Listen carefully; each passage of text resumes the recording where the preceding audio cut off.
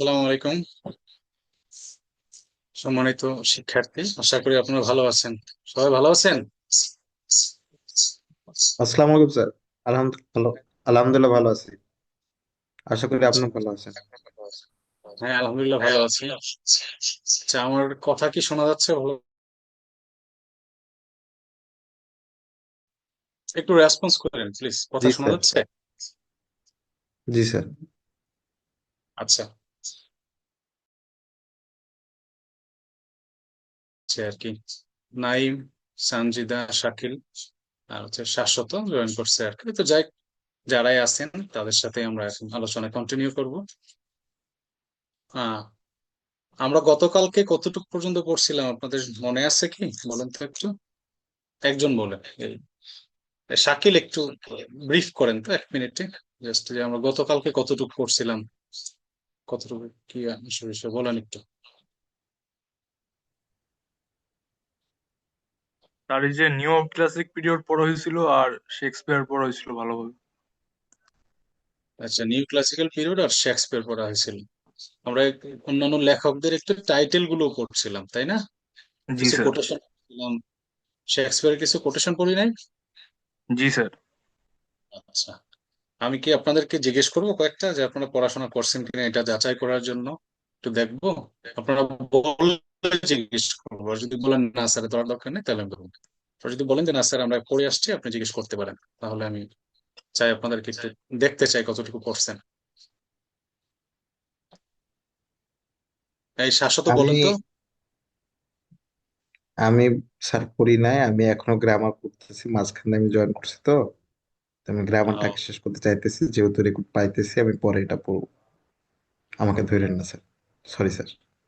না আচ্ছা, ঠিক আছে, কিন্তু একটু প্রতিদিন পড়লে কি হতো যে আপনি আজকে আমাকে জিজ্ঞেস করতে পারতেন যে স্যার ওইটা এখানে এটা এই জায়গায় বুঝি নাই, তাহলে আমি একটু আপনাকে হয়তো বলতে পারতাম। এই আর কি আচ্ছা স্যার, শাশ্বত। আজকে আমি চেষ্টা করবো পড়ার, ইনশাল্লাহ। আচ্ছা, শাশ্বত বলেন তো দেখি গতকালকের পড়া পড়ছেন?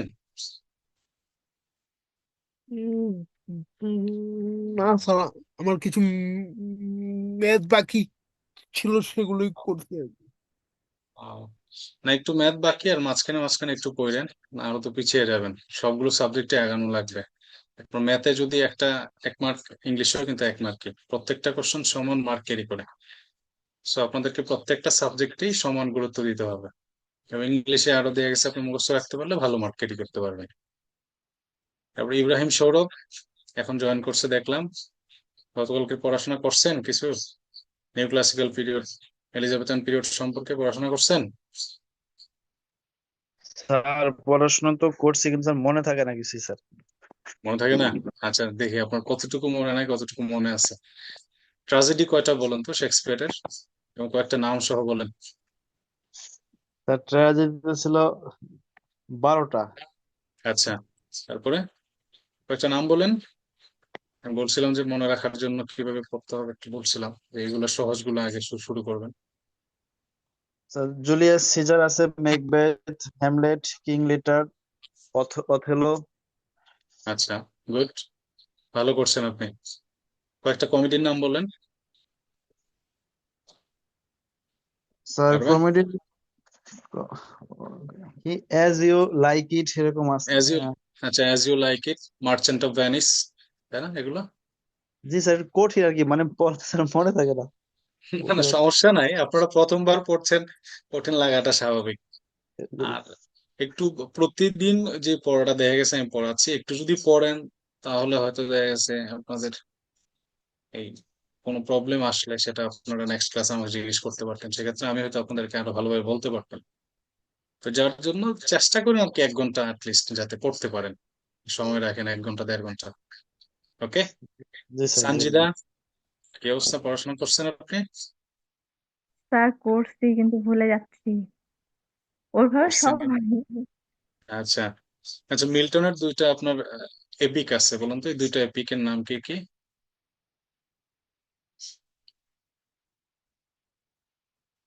মহাকাব্য ছিল না বলছিলাম, তো সেটাও আছে। তাহলে পড়াশোনা করে না, বোঝা গেল।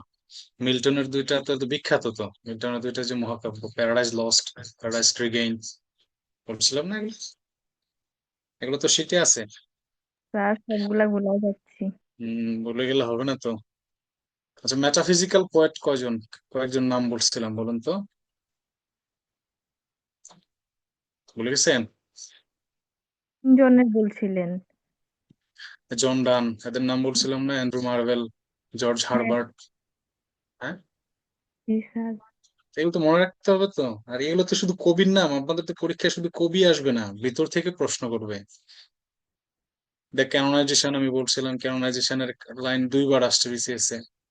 তো এখন তো পড়তে হবে তো, না পড়লে তো পারবেন না। আমি তো জাস্ট আপনাকে নাম জিজ্ঞেস করছি, বিসিএস এর প্রশ্ন আসে ডিপার থেকে, ডিপার একদম কোশ্চেন করে এখন। আচ্ছা, ঠিক আছে, আপনারা যা পড়ছেন রেকর্ডেড ভিডিও থাকবে, তারপর আপনাদের শীট আছে, আমি যতদূর পারছি আপনাদেরকে দেখানোর স্বল্পতম সময়। আজকে আমাদের কি কি পড়ার কথা ছিল বলেন তো? আজকে আমাদের পড়ার কথা ছিল যে রোমান্টিক পিরিয়ড নিয়ে আলোচনা করব, আর একটা হচ্ছে কি এই ভিক্টোরিয়ান পিরিয়ড নিয়ে আলোচনা করব।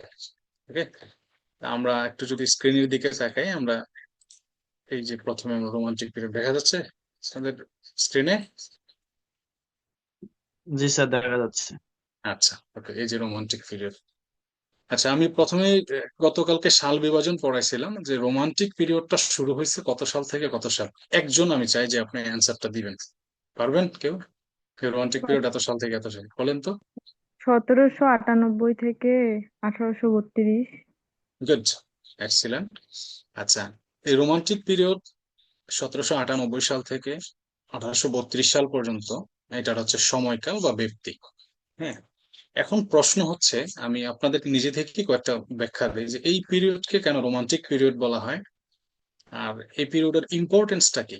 আপনি একটা জিনিস দেখেন, আপনারা হয়তো জানেন যে ফরাসি বিপ্লব সংগঠিত হয়েছে কত সালে, কেউ বলতে পারবেন? ফরাসি বিপ্লব কত সালে সংগঠিত হয়? বাস্তিল দুর্গের পতন ঘটে কত তারিখ? একজন বলেন তো। 1789 সালে। Thank you. 1789 সালে বাস্তিল কি যে বলে আপনার ফরাসি বিপ্লব সংগঠিত হয়। 1789 সাল থেকে 1799 সাল, আর 1789 সালের 14ই জুলাই হচ্ছে বাস্তিল দুর্গের পতন ঘটে। এই ফরাসি বিপ্লব বিশ্ব ইতিহাসে অত্যন্ত গুরুত্বপূর্ণ একটা ঘটনা। ওকে, অত্যন্ত গুরুত্বপূর্ণ ঘটনা এই জন্য যে যে ফরাসি বিপ্লবের পর আপনার ইতিহাসের অনেক কিছু চেঞ্জ হয়েছে। যে ফরাসি বিপ্লবের প্রেক্ষিতে আপনার এই ইংরেজি সাহিত্যের যে ধারা ছিল, ইংরেজি সাহিত্যের আগের যে ধারা ছিল, এর পরবর্তীতে চেঞ্জ আসা শুরু করলো। আগে কবিতা লেখা হতো, যেমন নিউ ক্লাসিক্যাল পিরিয়ডের কথা যদি বলি, বা হচ্ছে আপনি যদি এই এলিজাবেথান পিরিয়ডের কথা যদি বলি, যে ওই সময় কবিতা লেখা হতো আপনার কি নিয়ে, রাজা রানী, বিখ্যাত লোক, বা হচ্ছে অন্যান্য বড় বড় দার্শনিক এদেরকে নিয়ে, বা বড় মানুষদের, বিশেষ করে রাজা রানীদেরকে নিয়ে লেখা হতো। গল্প বা কবিতা বা উপন্যাসে কখনোই হচ্ছে আপনার গরিব মানুষ বা হচ্ছে আহ, দরিদ্র মানুষ বা আমি আপনি নর্মাল পিপল গুলো, কমন মানুষের আলোচনায় আসতো না।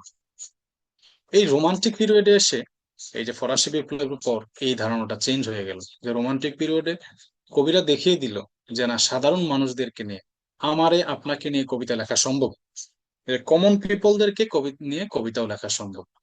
তো রোমান্টিক পিরিয়ডের সবচেয়ে বড় বৈশিষ্ট্য যেটা, যে এখানে সাবজেক্টিভিটি তথা কবির আপন মনের অভিব্যক্তি দ্বারা কবিতা শুরু হয়েছে। তাহলে সাবজেক্টিভিটি, দ্যাট মিনস যে আমার একজন কবি তার নিজের ভাবাবেগ, একটা একটা খাতা নিচ্ছে, একটা কলম নিচ্ছে, সে কবিতা লেখা শুরু করছে, মনে যা আসছে।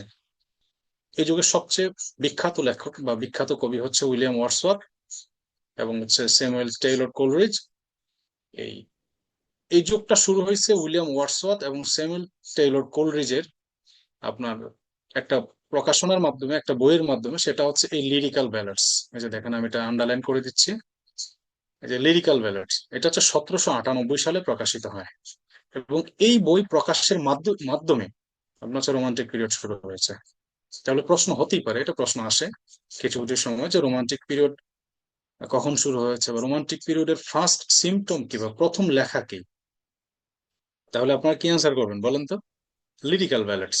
এখানে লেখা আছে দেখেন ব্র্যাকেটে, কালেকশন অফ পোয়েমস লিরিক্যাল ব্যালেটসে আপনার মোট 23টা কবিতা ছিল, যার মধ্যে 19টা কবিতা ছিল উইলিয়াম ওয়ার্ডসওয়ার্থের, এবং বাকি 4টা কবিতা ছিল স্যামুয়েল টেলর কোলরিজের বা এসটি কোলরিজের। এরা দুইজন বন্ধু ছিল, আর দুইজন বন্ধু মিলে এই বইটা লিখছে, এবং এই বই রচনার মাধ্যমে আপনার কি হলো, রোমান্টিক পিরিয়ড শুরু হলো। ওকে, এই লিরিক্যাল ব্যালেটসে 23টা কবিতা ছিল, এবং এর প্রথম কবিতা যেটা ছিল সেটা হচ্ছে এই the rhyme of the Ancient Mariner. আপনারা অনেকে নাম শুনে থাকবেন, এটা অত্যন্ত বিখ্যাত একটা কবিতা। শুধু আহ, আহ, ইংরেজি সাহিত্যের না, আমাদের সারা বিশ্বের মানুষজন এই কবিতাটা সম্পর্কে জানে, এবং খুবই চমৎকার একটা কবিতা, the rhyme of the Ancient Mariner. এই কবিতার প্রথম কবিতা এটা, এই লিরিক্যাল ব্যালেটস এর। ওকে, আচ্ছা, তাহলে এই যুগের সবচেয়ে বিখ্যাত লেখক বা বিখ্যাত কবি সে হচ্ছে কি উইলিয়াম ওয়ার্ডসওয়ার্থ। আমি উইলিয়াম ওয়ার্ডসওয়ার্থ দিয়ে আপনাদেরকে শুরু করছি। আপনারা কি ক্লিয়ার এখন পর্যন্ত যা বলছি? ইব্রাহিম, বলেন তো, এখন পর্যন্ত ক্লিয়ার?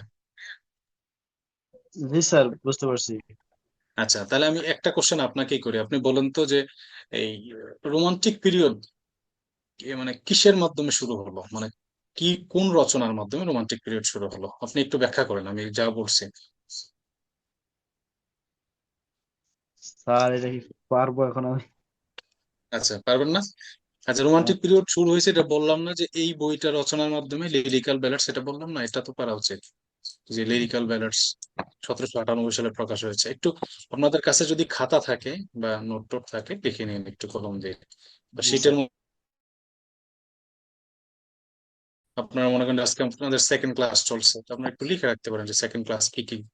এক্সট্রা তথ্য আমি খুব বেশি দিচ্ছি না, শিটে যা আছে তাই, কারণ আপনারা হয়তো দেখেছেন অনেক বেশি তথ্য দিলে আপনার ওভারলোড হয়ে গেলে পড়তে পারবেন না। তাই আমি খুব বেশি তথ্য দিব না, যতদূর না দিলেই নয় ততটুকু দিচ্ছি আর কি। তাহলে বললাম যে রোমান্টিক পিরিয়ড শুরু হয়েছে লিরিক্যাল ব্যালাডস রচনার মাধ্যমে, যেটা 1798 সালে প্রকাশিত হয়েছে। এবং এই যুগের সবচেয়ে বড় কবি হচ্ছে উইলিয়াম ওয়ার্ডসওয়ার্থ। তাকে উইলিয়াম ওয়ার্ডসওয়ার্থের উপাধি আছে, বা তাকে যে নামগুলো দিয়ে ডাকা হয় আমরা কালকে পড়ছিলাম। তাকে লেক পয়েট বলা হয়, পয়েট অফ নেচার বলা হয়, ঠিক আছে? আবার হচ্ছে দ্য পয়েট অফ চাইল্ডহুড বলা হয়, ঠিক আছে? এই 3টা উপাধিতে তাকে অভিষিক্ত করা হয়। কি কি বললাম? Poet of nature, poet of childhood, lake poet. Okay, তার যে অন্যান্য বিখ্যাত লেখাগুলো বা বিখ্যাত কবিতাগুলো আপনারা একটু একটু মনে রাখতে হবে, ওর থেকে অনেক প্রশ্ন আসে। এই উইলিয়াম ওয়ার্ডসওয়ার্থ থেকে অনেক কোশ্চেন আসে বিসিএস বা অন্যান্য পরীক্ষায় আসে।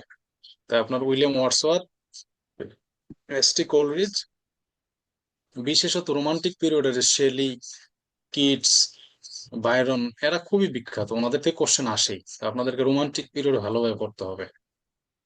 আচ্ছা, উইলিয়াম ওয়ার্ডসওয়ার্থের অন্যান্য যে কবিতাগুলো একটু নামগুলো দেখি আমরা, কি কি আছে। দ্য সলিটারি রিপার, ব্র্যাকেটে লেখা আছে পোয়েম। এরপরে দেখেন টিনটার্ন অ্যাবে, এটা একটা বিখ্যাত কবিতা, এটা অটোবায়োগ্রাফিক্যাল পোয়েম। এরপরে যে কবিতাটা, এটা আপনারা অনেকে পড়ে থাকবেন, I wandered, I wandered lonely as a cloud. এই কবিতাটার অন্য একটা নাম হচ্ছে ড্যাফোডিলস। পড়েন নাই ড্যাফোডিল কবিতা? অনেকেই পড়ছেন মনে হয়। All at once I saw a host of golden daffodils, পড়েন নাই? কেউ দি কথা বলেন, হ্যাঁ? না কেউ স্যার, পড়েন? পড়ি। শিওর এই না স্যার পড়ছি কিনা। পড়ছেন আপনারা শিওর? একবার না একবার পড়ছেন জীবনে। দেখেন আজকে কবিতাটা এটা পড়েন, ড্যাফোডিলস লেগে সার্চ দেন যে ড্যাফোডিল বাই ওয়ার্ডসওয়ার্থ, দেখবেন যে কোনো না কোনো সময় পড়ছেন। আচ্ছা, এরপরে যে কবিতাটা আছে সেটা হচ্ছে মাই হার্ট লিপস আপ, এটাও একটা কবিতা। এরপরে যে লাস্ট ওয়ান কবিতা আছে, লাস্ট না, ওড ইন্টিমেশনস অফ ইমর্টালিটি, এটাও একটা কবিতা তার। আর ওনার প্রত্যেকটা কবিতা বিখ্যাত। দ্য প্রেলুড, আর আপনার পাশে 2টা কবিতার নাম লিখলেন যেটা হয়তো আসে না সেটা, সেটা হচ্ছে রেইনবো নামে একটা কবিতা লিখছে উনি। মাইকেল নামে একটা কবিতা লিখছে, মাইকেল কবিতাটা ভালো বিখ্যাত কবিতা, এটা আসে প্রশ্নে, মাইকেল। এবং আরেকটা হচ্ছে লুসি পোয়েমস, লুসি নামের একটা বালিকাকে নিয়ে সে কবিতা লিখছে। লুসি হচ্ছে অল্প বয়সে মারা যায়, এই যার জন্য লুসিকে নিয়ে সে 5 সিরিজের একটা মানে 5টা কবিতা নিয়ে সে একটা লিখছে, Lucy poems, LUCY, Lucy, POEMS, poems তো জানেন, তো লুসি পোয়েমস। তাহলে আমি এগুলোর সাথে আর 3টা কবিতা অ্যাড করছি, কি কি? সেটা হচ্ছে Lucy poems, Michael, MICHAEL, Michael. আর একটা হচ্ছে কি, এটা কি বললাম, রেইনবো। ঠিক আছে, আপনারা এই কবিতাগুলো 1 মিনিট বা 20 সেকেন্ড বা 30 সেকেন্ড যাই লাগে একটু পড়েন। আমি জিজ্ঞেস করবো একজনের কাছ থেকে, দ্রুত পড়েন। Lyrical Ballads, the Solitary Reaper, Tintern Abbey, I wandered lonely as a cloud অথবা Daffodil, my heart leaps up, তারপর হচ্ছে Intimations of Immortality, the Prelude, Michael, Rainbow, আর একটা হচ্ছে লুসি পয়েন্টস।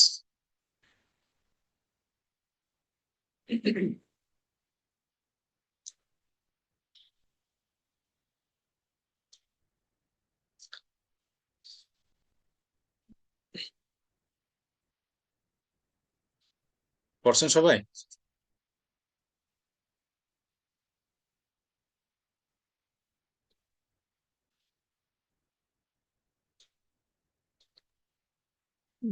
জি স্যার। আচ্ছা, তাহলে পড়ার পর আমরা এরপরে অন্য আরেকজন কবির কাছে চলে যাচ্ছি। আচ্ছা, এখানে উইলিয়াম ওয়ার্ডসওয়ার্থ সম্পর্কে আপনার আরেকটা তথ্য জেনে রাখেন, সেটা হচ্ছে যে উইলিয়াম ওয়ার্ডসওয়ার্থকে বাংলা সাহিত্যের বিভূতিভূষণের সাথে তুলনা করা হয়। বিভূতিভূষণ একজন উপন্যাসিক আছে না বাংলাদেশ বাংলা সাহিত্যে, তার সাথে তুলনা করা হয়। কারণ এই বিভূতিভূষণ হচ্ছে আপনার এই প্রকৃতি নিয়ে অনেক উপন্যাস রচনা করছে, যার জন্য এই উইলিয়াম ওয়ার্ডসওয়ার্থ আর বিভূতিভূষণের মধ্যে একটা মিল পাওয়া যায়। এই দুজনের সাথে তুলনা, একটা মিল আছে বলে উইলিয়াম ওয়ার্ডসওয়ার্থকে বাংলা সাহিত্যের বিভূতিভূষণের সাথে তুলনা করা হয়। আচ্ছা, নেক্সটে আমরা চলে যাব এই এটা এসটি কোলরিজের ফুল ফর্ম হচ্ছে স্যামুয়েল টেইলর কোলরিজ। ওকে, আমরা বলছিলাম ওই সময় আপনাকে যে এই লিরিক্যাল ব্যালাডস এর প্রথম কবিতা হচ্ছে the rhyme of the ancient mariner, তাই কি না? এই তা ওনার যে বিখ্যাত কবিতাগুলো এখানে লেখা আছে, the rhyme of the ancient mariner, Kubla Khan, এটাও একটা কবিতা, ক্রিস্টাবেল, এটাও একটা কবিতার নাম, ডিজেকশন অ্যান্ড আউট, এটাও একটা ওনার বিখ্যাত কবিতা। এটা হচ্ছে অটোবায়োগ্রাফি, অটোবায়োগ্রাফিক্যাল পোয়েম এটা ওনার, এই যে ডিজেকশন অ্যান্ড আউট। ওকে, তারপরে আপনার ওনার আরেকটা লেখা আছে যে বায়োগ্রাফিয়া লিটারেরিয়া, সেটা হচ্ছে আপনার ক্রিটিসিজম। ওকে, আচ্ছা এগুলো ওনার এই লেখাগুলো একটু পড়েন তো, কি কি আছে দেখেন।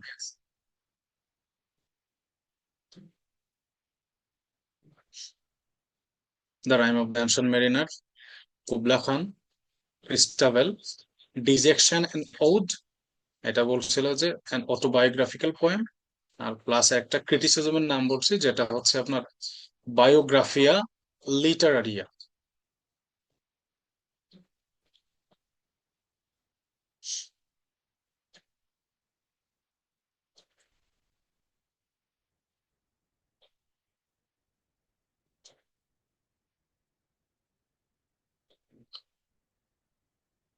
ইব্রাহিম বলেন, কবিতাগুলো একটু, কি কি কবিতা বলেন, নামগুলো বলেন just. Sir, the rhyme of the Ancient Mariner, আচ্ছা, তারপর হলো কি এটা কি কাবলা খান, কুবলা খান। কুবলা খান, আচ্ছা। আচ্ছা, কুবলা খান, তারপরে ক্রিস্টাবেল, কুবলা খান, ক্রিস্টাবেল, এরপর হলো an ode. Dejection and ode, এটা কি বললাম যে অটোবায়োগ্রাফিক্যাল পোয়েম। হ্যাঁ, আর একটা সমালোচনার নাম বলছি, যেটা উনি সমালোচনা গ্রন্থ একটা লিখছে, সেটা হচ্ছে বায়োগ্রাফিয়া লিটারারিয়া। আমি কি লিখে দেবো এখানে স্পেলিংটা আপনার লেখার সুবিধার্থে? জি স্যার, দেন স্যার। এই যে দেখেন, এই যে আমি লিখে দিচ্ছি, বায়োগ্রাফিয়া লিটেরারিয়া, এই যে দেখেন লিখে দিয়েছি, দেখা যাচ্ছে? এই যে দেখেন, বায়োগ্রাফিয়া লিটারারিয়া, লিটেরারিয়া, হ্যাঁ, সরি এটা আই হবে, লিটারারিয়া। এটা হচ্ছে ওনার ক্রিটিসিজম, বিখ্যাত ক্রিটিসিজম, একটু জানা উচিত এটার নামটা অ্যাটলিস্ট। আচ্ছা, আর উনি হচ্ছে, ওনাকে বলা হয় পয়েট অফ সুপার ন্যাচারালিজম, অতি প্রাকৃতের কবি। ওনার কবিতা পড়লে আপনার অবিশ্বাস অবিশ্বাস মনের ভিতরে দানা বাঁধতে শুরু করবে, আপনি মনে করবেন যে কবিতা এরকম হয় কিভাবে বা লেখা এরকম হয় কিভাবে, যার জন্য ওনাকে পয়েট অফ সুপার ন্যাচারালিজম বলা হয়, বা অতি প্রাকৃতের কবি, স্যামুয়েল টেইলর কোলরিজকে। ঠিক স্যার, আছে, স্যার, পয়েট অফ কি সুপার? সুপার ন্যাচারালিজম, এই যে আমি লিখে দিচ্ছি বানানটা দেখেন, সুপার ন্যাচারালিজম, এই পয়েন্ট অফ সুপার ন্যাচারালিজম। ওকে,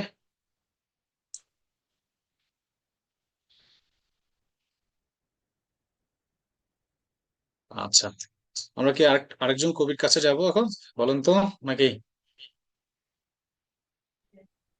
ঠিক আছে স্যার, যাওয়া যাবে। আচ্ছা, আমরা একটু সিরিয়ালটা ব্রেক করছি, মানে বোঝানোর সুবিধার্থে, যে এই যুগে এই রোমান্টিক পিরিয়ডে আপনার এই যে উইলিয়াম ওয়ার্ডসওয়ার্থ হচ্ছে সবচেয়ে বিখ্যাত কবি, তারপর হচ্ছে স্যামুয়েল টয়লার কোলরিজ, আর এরপরে আমরা যাব হচ্ছে পার্সি বিশি শেলি বা পিবি শেলি সংক্ষেপে বলা হয় ওনাকে। হুম, তো পিবি শেলিকে বলা হয়, আমরা ওই যে গতকালকে যখন পড়ছিলাম ওই টাইটেলস গুলো পড়ছিলাম না, এই যে এখানে দেখেন তো কি লেখা আছে পিবি শেলির পরে, এখানে লেখা আছে, এখানে কি লেখা আছে, এই যে PB Shelley revolutionary poet, poet of hope and regeneration. Okay, এই দেখেন poet of hope and regeneration. তাহলে এই শেলি হচ্ছে আপনার poet of hope and regeneration, বা কি রেবেল পোয়েটও বলা হয়। ঠিক আছে, এই শেলির কবিতা পড়লে আপনি হচ্ছে সাহস পাবেন, যে শেলি বলতেছে ধ্বংসের মধ্য থেকে আপনার সে সাহস কুড়িয়ে আনছে, ধ্বংস থেকে সে হচ্ছে আপনার এই সাহস ইন্সপাইরেশন আনবে আর কি। তো যার জন্য শেলি ইম্পর্টেন্ট একটা পার্সন। শেলিকে বাংলা সাহিত্যের কার সাথে তুলনা করা হয় গতকালকে বলছিলাম, বলুন তো, মনে আছে?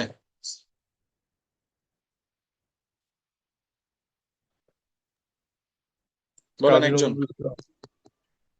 কাজী নজরুল ইসলাম এবং শেলীকে বাংলা সাহিত্যের আরেকজন লেখক কবির সাথে তুলনা করা হয়, সেটা হচ্ছে আপনার জীবনানন্দ দাশ। কেন জীবনানন্দের সাথে তুলনা করা হয়? কারণ তার কিছু কবিতা আছে যেখানে আপনার সৌন্দর্য ব্যাখ্যা করছে, তো সৌন্দর্য ব্যাখ্যা করার জন্য তাকে আপনার এই যে এই জীবনানন্দ দাশের সাথে তুলনা করা হয়। তবে সবচেয়ে বেশি যে উদাহরণটা আসে যে শেলি ইজ কল্ড দা, মনে করেন যে Shelley is compare to the national poet of Bangladesh, এরকম নজরুলের সাথে তাকে বেশি তুলনা করা হয়। আচ্ছা, যে শেলির যে বিখ্যাত লেখাগুলো, বিখ্যাত যে কবিতাগুলো, আপনাকে মনে রাখতে হবে শেলি থেকে অসংখ্য প্রশ্ন আসছে অসংখ্য পরীক্ষায়, আপনার স্কিপ করার কোনো সুযোগ নেই। এখানে একটা দেখেন যে অ্যাদোনাইস একটা পয়েম লেখা আছে ব্র্যাকেটে, এটা কি পয়েম? এই অ্যাদোনাইস আপনার এই শেলি এবং কিটস এরা একজন আরেকজনকে খুব পছন্দ করতো, বন্ধু বলতে পারেন, সমকালীন লেখক।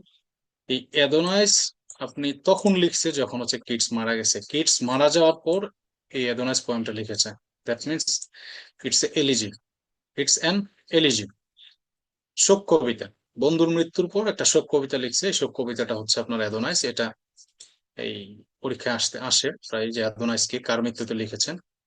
আর শেলি কিটস কে এত পছন্দ করতো যে কিটস এর কবিতা সবসময় শেলির পকেটে থাকতো। ঠিক আছে, তাহলে কি বললাম, যে অ্যাদোনাইস হচ্ছে একটা শোক কবিতা যেটা হচ্ছে কিটস এর মৃত্যুতে সে লিখেছেন।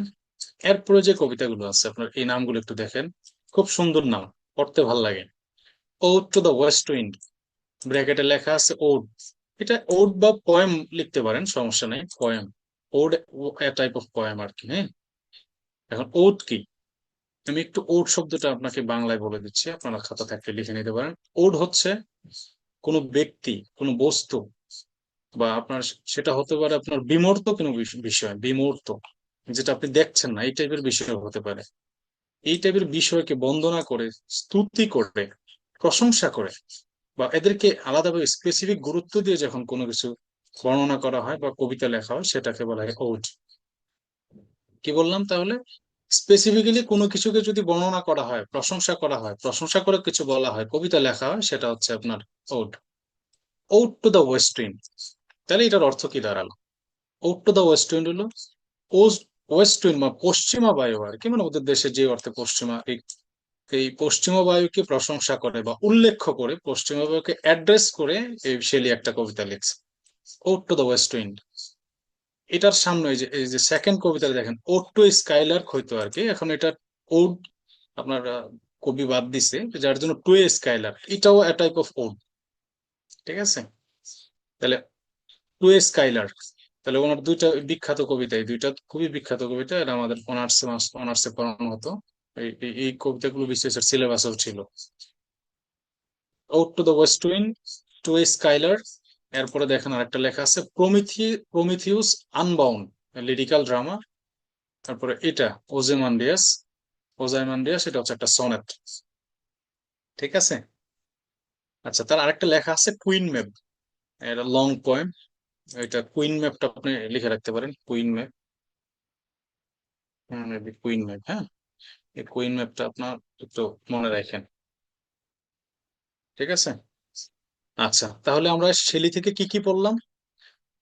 অ্যাডোনাইস, Ode to the West Wind, Ode to Skylark, Prometheus Unbound, Ozymandias, আর একটা হচ্ছে কি কুইন ম্যাপ। একটু পড়েন, আমি একজনের কাছে জিজ্ঞেস করবো।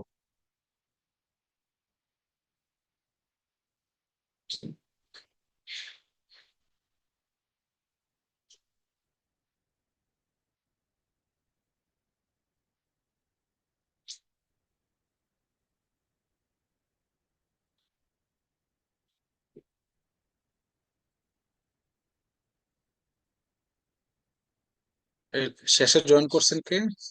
দেখলাম হচ্ছে এই সানজিদা। সানজিদা বলেন, ওনার কবিতাগুলো একটু পড়েন। এদোনাইস, ওড টু অ্যাডোনাইস, দা আচ্ছা অ্যাডোনাইস সম্পর্কে কি জন্য বললাম যে অ্যাডোনাস কাকে অ্যাড্রেস করে লিখছে বা কার মৃত্যুতে লিখছে যেন? জীবনানন্দ দাশ আর না কাজী না, নজরুল। এই অ্যাডোনাইস কি জীবনানন্দ দাশ শুধু শুধু লিখছে? কি বলে, কিডস হ্যাঁ, কিডস কিটস এর ওই যে মৃত্যুতে লিখছে? ক্রিস্টার মৃত্যুর ইয়েতে লিখছে। আর এই শেলিকে আপনার নজরুলের সাথে তুলনা করা হয় বা জীবনানন্দ দাশের সাথে তুলনা করা হয়, সেটা বলছি। আর অ্যাডোনাইস হচ্ছে অ্যাডোনাইস আপনার হচ্ছে কিটস এর মৃত্যুর পর এটা, মৃত্যুর পরে, হ্যাঁ, এটা এলিজি আর কি, শোক কবিতা। আচ্ছা, বাকিগুলো পড়েন।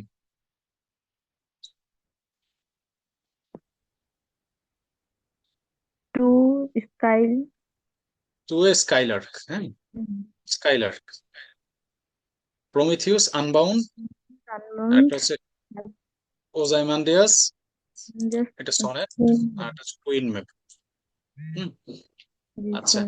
আমরা এখানে আরেকটু কাজ করি। আমরা এই পর্যন্ত কয়জন কবিকে পড়ছি বলেন তো? কয়জন কবিকে পড়ছি? তিনজন। আপনার তিনজন কবিকে পড়ছি। আমরা কি এদের কোটেশন গুলো এখন দেখে ফেলবো নাকি একবারে কোটেশন গুলো পড়ে দেখবো বলেন? আপনারা আপনারা আপনারা যেভাবে চান সেভাবে আমি পড়াচ্ছি একসাথে। যে না স্যার শেলি পড়ছি, এখন শেলির কোটেশন গুলো দেখে ফেলবো, কোলরিজ পড়ছি, কোলরিজের কোটেশন গুলো দেখে ফেলবো, না একবারে যখন পড়বো তখন কোটেশন গুলো আলাদা ভাবে আলাদা, এই যেমন এই শীটের মধ্যে আছে শেষের দিকে দেখেন। হুম, স্যার মানে একজন করে কবি বা অত শেষ করে সাথে সাথে তাদের কোটেশন গুলো পড়লেই উম, ভালো হয়। তাই? আচ্ছা ঠিক আছে, তাহলে এই যে দেখেন আমি এবার কোটেশন আসছে, আমরা কাদেরকে কাদেরকে পড়ছিলাম একটু মনে রাখতে হবে। ওয়াটসঅ্যাপ পড়ছি তাই না? ওয়াটসঅ্যাপ প্রথম পেজে আছে মনে হয়। এই যে ওয়াটসঅ্যাপের দেখেন, হ্যাঁ, ওয়াটসঅ্যাপের এখানে একটা কোটেশন দিছে, আমি আপনাদেরকে আরেকটা কোটেশন অ্যাড করবো। এখানে লেখছে ওয়াটসঅ্যাপের যে কোটেশন কি, child is father of the man, তাই তো? আমরা আরেকটা কোটেশন একটু লিখে নেন, আমি বলছি এটা। আমি আরেকটা আমি যখন পড়ছিলাম তখন আমার কাছে মনে হচ্ছে যে কোটেশনটা ইম্পর্টেন্ট। আমি কি লিখে দিব? লিখতে গেলে অনেক টাইম লাগবে, আমি বললে লিখতে পারবেন? Nature never did betray the heart that loved her, এটা হচ্ছে একটা একটা কোটেশন বিখ্যাত। আর একটা হচ্ছে our birth is but a sleep and forgetting, এটা হচ্ছে ওর ইন্টিমেশনস অফ ইমমর্টালিটি, এই কবিতা থেকে লিখছে আর কি। আচ্ছা, আপনারা কোনো বই ফলো করছেন তো? তাহলে বইয়ে থাকবে এগুলো, যদি বইয়ে থাকে তাহলে আর আমি আপনাদেরকে হয়তো লিখতে বলবো না এখন। বই বই যদি ফলো করেন তাহলে বইয়ের মধ্যে পাবেন, সেটা হয়তো নাই। সবাই কি বই ফলো করছেন কোনো না কোনো লেখকের? না স্যার স্যার। এখানে লিখে দিলে পরবর্তী রেকর্ডটাতে আমরা পাবো, আমাদের কাছে অনেকের কাছে বই নাই। আচ্ছা, এখন লিখতে গেলে অনেক সময় লাগবে। মনে করেন যে আমি একটা লিখতে এখন অসংখ্য কোটেশন আছে আমি যেগুলো বলতে পারবো। উম, আচ্ছা, আমি তাহলে একটা কাজ করব, সেটা হচ্ছে তার আপনি আপনাদের, তো বললেই হবে স্যার, এগুলো তো রেকর্ডে থাকবে। আচ্ছা আমি তাহলে বলছি। Nature never did betray the heart that loved her, এটা হচ্ছে টিন্টন এভের একটা বিখ্যাত উক্তি। আরেকটা উক্তি আছে, our birth is but a sleep and forgetting, এটা হচ্ছে ওর ইন্টিমেশনস অফ ইমর্টালিটি, এটার বিখ্যাত একটা উক্তি। এগুলা, এই দুইটা লাইন কেন বললাম, এই দুইটা লাইনই পরীক্ষায় আসছে, আপনার বিভিন্ন পরীক্ষায় আসছে। ওকে, তাহলে এই ওয়ার্কশপ থেকে আপনার এই তিনটা কোটেশন জানেন। এরপরে আমরা পড়লাম হচ্ছে কি এই কোলরিজ। কোলরিজ দেখেন খুবই সুন্দর দুইটা লাইন, আশা করি অনেকেই এই কোলরিজের এই লাইনগুলো শুনছেন বা কোথাও না কোথাও জীবনে কোথাও পড়ছেন। দেখেন কি লিখছে, water water everywhere, nor any drop to drink, the rhyme of the ancient mariner থেকে নেওয়া হয়েছে কবিতাটা। এই লাইনগুলো কখনো পড়ছেন বলুন তো দেখি, মনে পড়ে? Water water everywhere, nor any drop to drink,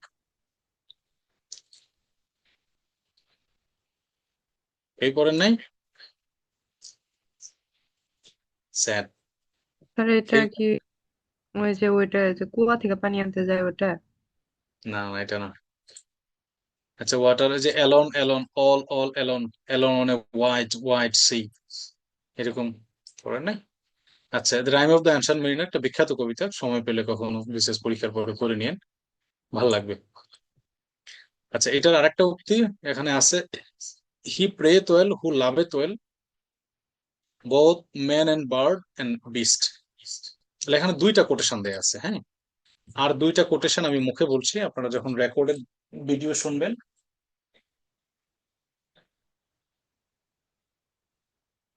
তখন আপনারা একটু শুনে নিয়েন। আমার পাশের বাসায় কেউ যেন গান শুনছে জোরে জোরে, আসলে তখন তারা তো নাও করা যাবে না। আপনাদের কি গান শুনতে পাচ্ছেন নাকি? পাশ থেকে যে সাউন্ড আসতেছে ওটা শোনা যায়? না স্যার। স্যার শুনতে আচ্ছা, ঠিক আছে। আমার কথা আপনার ক্লিয়ার তো নাকি? জি। জি স্যার। আচ্ছা, আমি তাহলে এখানে যে দুইটা কোটেশন আছে, একটা কি water water everywhere, not any drop to drink, he prayeth well who loveth well, both man and bird and beast, এই দুইটা কোটেশনের বাদে আর দুইটা কোটেশন বলবো। এই দুইটা কোটেশন আপনার rime of the ancient mariner থেকে নেওয়া হয়েছে। বাকি দুইটা কোটেশন কি কি? এই যে একটা বলছিলাম একটু আগে, alone alone, all all alone, alone on a white white sea, এটা একটা, তাহলে তিনটা হলো। আর 4 নাম্বারটা হচ্ছে আপনার এই যে এটার মতোই, he prayeth best who loveth best, all things both great and small. সেই বিখ্যাত ব্যক্তি বা সেই ভালো মানুষ, তার দোয়াই আল্লাহর কাছে পৌঁছায়, যে সকল প্রাণীকে ভালোবাসে, ছোট বড় সকল প্রাণীকে আদর করে। যে আপনার স্বামী বিবেকানন্দ যে কথা বলে গেছে, যে জীবে প্রেম করে যে এইজন সেইজন সেবেছে ঈশ্বর, সেই কথার সূত্র ধরে স্যামুয়েল কোলরিজের এই লাইনটা আপনি মিলাতে পারেন, he prayeth best who loveth best, all things both great and small. Okay, তাহলে আমরা দুইজন কবির কোটেশন অলরেডি পড়ে ফেললাম। আমাদের 3 নাম্বার কবি ছিল কে? 3 নাম্বার কবি ছিল আমাদের কি যেন, শেলি, সম্ভবত, না শেলি ছিল না? জি স্যার। আচ্ছা, শেলি। শেলির কি কি আছে আপনি দেখেন, শেলির আছে হচ্ছে, if winter comes can spring be far behind.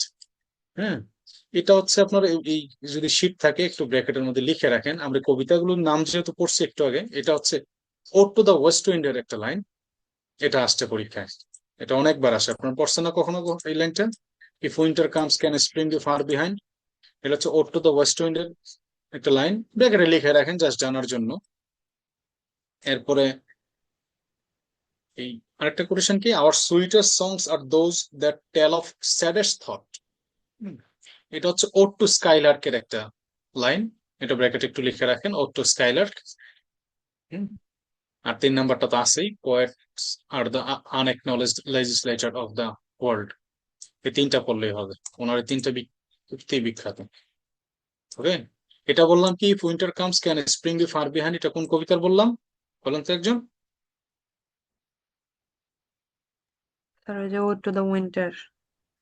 Ode to the West Wind, হ্যাঁ, Ode to the West Wind. আর our sweetest songs are those that tell of saddest thoughts, এটা বললাম হচ্ছে কি, এটা হচ্ছে টু এ স্কাইলার কবিতার লাইন। ঠিক আছে?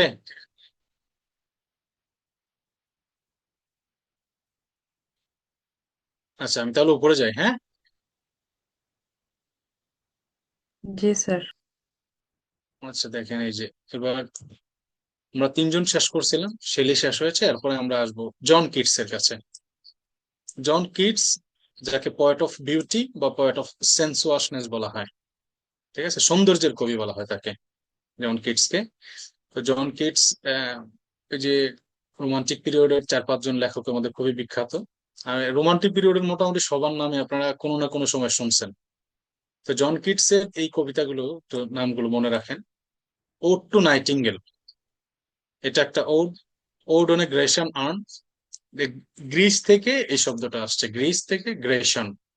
গ্রিসের একটা পাত্রকে দেখে কবি মুগ্ধ হয়ে এই কবিতাটা রচনা করছেন। গ্রিসের একটা স্কাল্পচার, একটা একটা কি যে বলে আর্ট বা একটা স্কাল্পচার দেখে সেই কবিতাটা রচনা করছে। আর্ন মানে হচ্ছে পাত্র, ঠিক আছে। তো একটা পাত্র দেখে এই গ্রিস গ্রিস মানে সভ্যতার সে মুগ্ধ হয়ে গেছে যে একটা একটা পাত্র এত সুন্দর হয় কিভাবে, স্থাপত্যের দিক থেকে বা হচ্ছে আপনার স্কাল্পচারের দিক থেকে। সে তখন এই কবিতাটা রচনা করছে, ode on a গ্রেশন urn, ode to autumn, শরৎকালকে অ্যাড্রেস করে একটা কবিতা লিখছে। Ode to Psyche on first looking into Chapman's Homer, এটা একটা পয়েম। আচ্ছা, আমি কিন্তু প্রথমে বলছি ওড এর কি বললাম, ওড মানে কি বলছি, যে কোনো ব্যক্তি, কোনো বস্তু বা কোনো বিমূর্ত কোনো বিষয় যেটাকে আমরা দেখতে পাই না, এরকম কোনো বিষয়কে অ্যাড্রেস করে বা উদ্দেশ্য করে যে কবিতা লেখা হয় তাকে ওড বলা হয়, ঠিক আছে। তো এই ওড টু নাইটিঙ্গেল, নাইটিঙ্গেল আছে একটা পাখির নাম, এই নাইটিঙ্গেল পাখিকে উদ্দেশ্য করে এই কবিতাটা লিখছে। ওড অন এ গ্রেশিয়ান, বললাম যে গ্রিসের একটা পাত্রকে উদ্দেশ্য করে এই কবিতাটা লিখছে। ওড টু অটাম, এটা হচ্ছে শরৎকালকে উদ্দেশ্য করে কবিতাটা লিখছে। ওড টু সাইকি, সাইকি হচ্ছে আপনার সৌন্দর্যের দেবী, সৌন্দর্যের দেবীকে উদ্দেশ্য করে এই কবিতাটা লিখছে। আর এটা এই ওড না, এটা হচ্ছে on first look into champions Homer, এটা নর্মাল কবিতা। আরেকটা আছে ওড অন মেলাঙ্কলি, বিষণ্ণতার কবিতা আছে, দেখেন এই যে ওড অন মেলাঙ্কলি, যে আমি লিখে দিচ্ছি দেখেন, ওড অন মেলাঙ্কলি, বিষণ্ণতার বিষণ্ণতাকে সে অ্যাড্রেস করে একটা কবিতা লিখছে। এটা এই শেলি এবং কিটস এই দুইজন আপনার বিভিন্ন ওডস গুলো রচনা করছে আর কি। আর কোলরিজের একটা ওড আছে, দেখেন এই যে কোলরিজের ওড কোনটা, এই যে ডিজেকশন এন্ড ওড। ওকে, তাহলে আমরা এই কিটস এর এই কবিতাগুলো একটু পড়ি, আমরা জিজ্ঞেস করবো একজনের কাছ থেকে। একটু পড়েন তো সবাই please. Ode to nightingale, ode on a গ্রেশন urn, ode to autumn, ode to Psyche, on first looking to Chapman's Homer, আর ওড অন মেলাঙ্কলি। একটু পড়েন সবাই।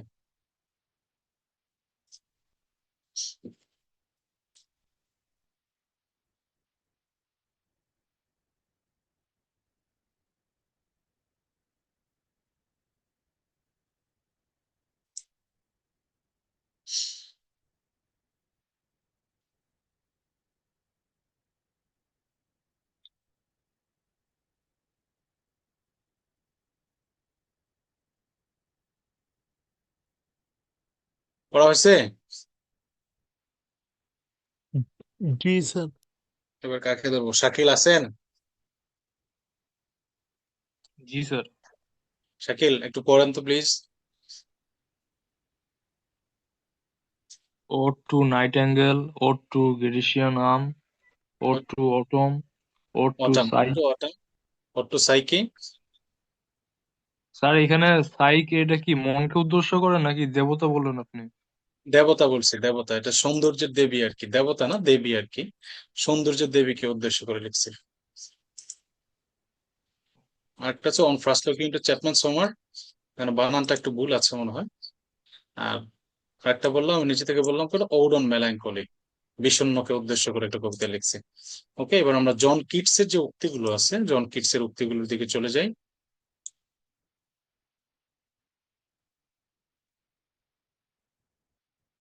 এই যে জন কিটস এর উক্তিগুলো দেখেন, এটা শুনছেন বলুন তো, এটা সবাই আশা করি শুনছেন, beauty is truth, truth beauty, শুনছেন না এটা?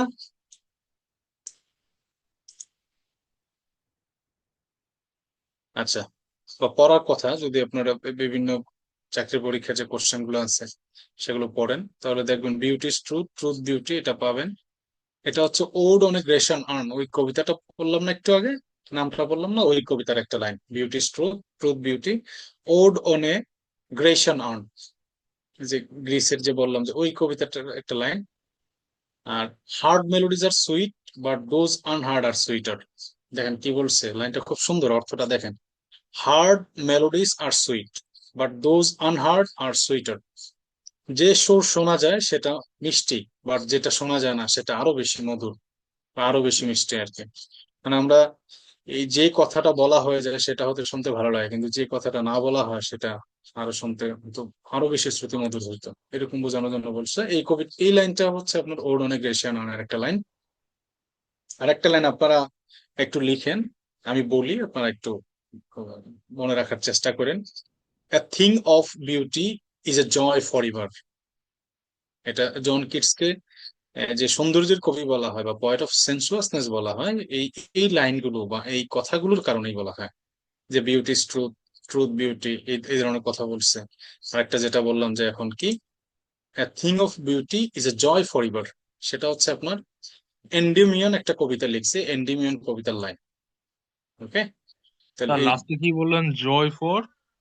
জয় ফরএভার, ফরএভার আছে না, ফরএভার শোনেন না, ও this is F O forever. R E, forever আর কি, হ্যাঁ ফরএভার। এন্ডিমিয়ন কবিতার লাইন, আমি এন্ডিমিয়ন শব্দটা এখানে লিখে দিচ্ছি, Endymion, Endymion, এই যে এন্ডিমিয়ন কবিতার লাইন। Thing of beauty is a joy forever, এই যে এন্ডিমিয়ন কবিতার লাইন। ঠিক আছে, আমরা তাহলে এবার আমাদের মূল আলোচনায় যাই। কোটেশন দেখলাম,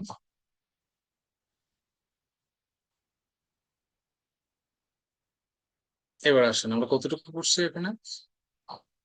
শেলি পড়লাম, কোলরিজ পড়লাম, এদিকে কিডস পড়লাম। এরপরে আমরা পড়বো হচ্ছে এই যুগের মানে আরেকজন বিখ্যাত লেখক, সেটা হচ্ছে লর্ড বায়রন। ওনার ফুল নাম হচ্ছে Lord Byron Gordon, George Lord Gordon Byron, এই টাইপের আর কি, বিশাল বড় একটা নাম, তো সংক্ষেপে ওনাকে বলা হয় লর্ড বায়রন। আচ্ছা, লর্ড বায়রনের যে কবিতাগুলো, এর মধ্যে ডন জুয়ান হচ্ছে তার এপিক স্যাটায়ার, এপিক পোয়েম। এটা আপনার এপিক আর কি, এটা একটু মনে রাখেন, ডন জুয়ানের নামটা মনে রাখেন। আর হেভেন অ্যান্ড আর্থ এটার নামটা মনে রাখেন। চাইল্ড, বানানটা ভুল আসছে, চাইল্ড হ্যারল্ডস পিলগ্রিমেজ, এটা এই তিনটা মনে রাখেন, বাকিগুলো পারলে মনে রাখেন, না হলে না। বাট ডন জোয়ান এটা খুব বিখ্যাত, এটা মনে রাখেন। হেভেন অ্যান্ড আর্থ, আর হচ্ছে চাইল্ড হ্যারল্ডস পিলগ্রিমেজ। ঠিক আছে, আর বাকিগুলো দ্য ভিশন অফ জাজমেন্ট, প্রমেথিউস একটা পোয়েম, এগুলো পারলে মনে রাখেন। বাট এই তিনটা অবশ্যই, ডন জোয়ান, হেভেন অ্যান্ড আর্থ, তারপর হচ্ছে the vision of judgment, Prometheus, Childe Harold's pilgrimage. Okay, আচ্ছা, তাই লর্ড বায়রনের কোনো উক্তি আছে কিনা আমরা একটু দেখি। বায়রনের উক্তি আছে মনে হয়, একটা উক্তি মনে হয় সম্ভবত আছে, এই যে লর্ড বায়রনের একটা উক্তি আছে হচ্ছে যে sweet is revenge specially to women. ঠিক আছে, এটা একটা, pleasure is a sin and sometimes sin is a pleasure. এই দুইটা উক্তি একটু দেখেন। প্লেজার ইজ এ সিন, এগুলো আসবে না, এত ইম্পর্টেন্ট না এগুলো, এই দুইটা আপনার বাদ দিতে পারেন চাইলে, বাট জানার জন্য একটু দেখে রাখতে পারেন। আচ্ছা, এরপরে এরপরে কি, বায়রন গেল, এরপরে আসেন জেন অস্টেন। এই অস্টেন হচ্ছে আপনার, এই অস্টেনের আগে যত মহিলা লেখিকা ছিল তারা এতটা আসলে আপনার প্রণিধানযোগ্য না, যারা আসলে নাম খুব বেশি শোনা যায় নাই, বা একটা রচনা লিখছে বা একটা বই লিখছে, এই টাইপের।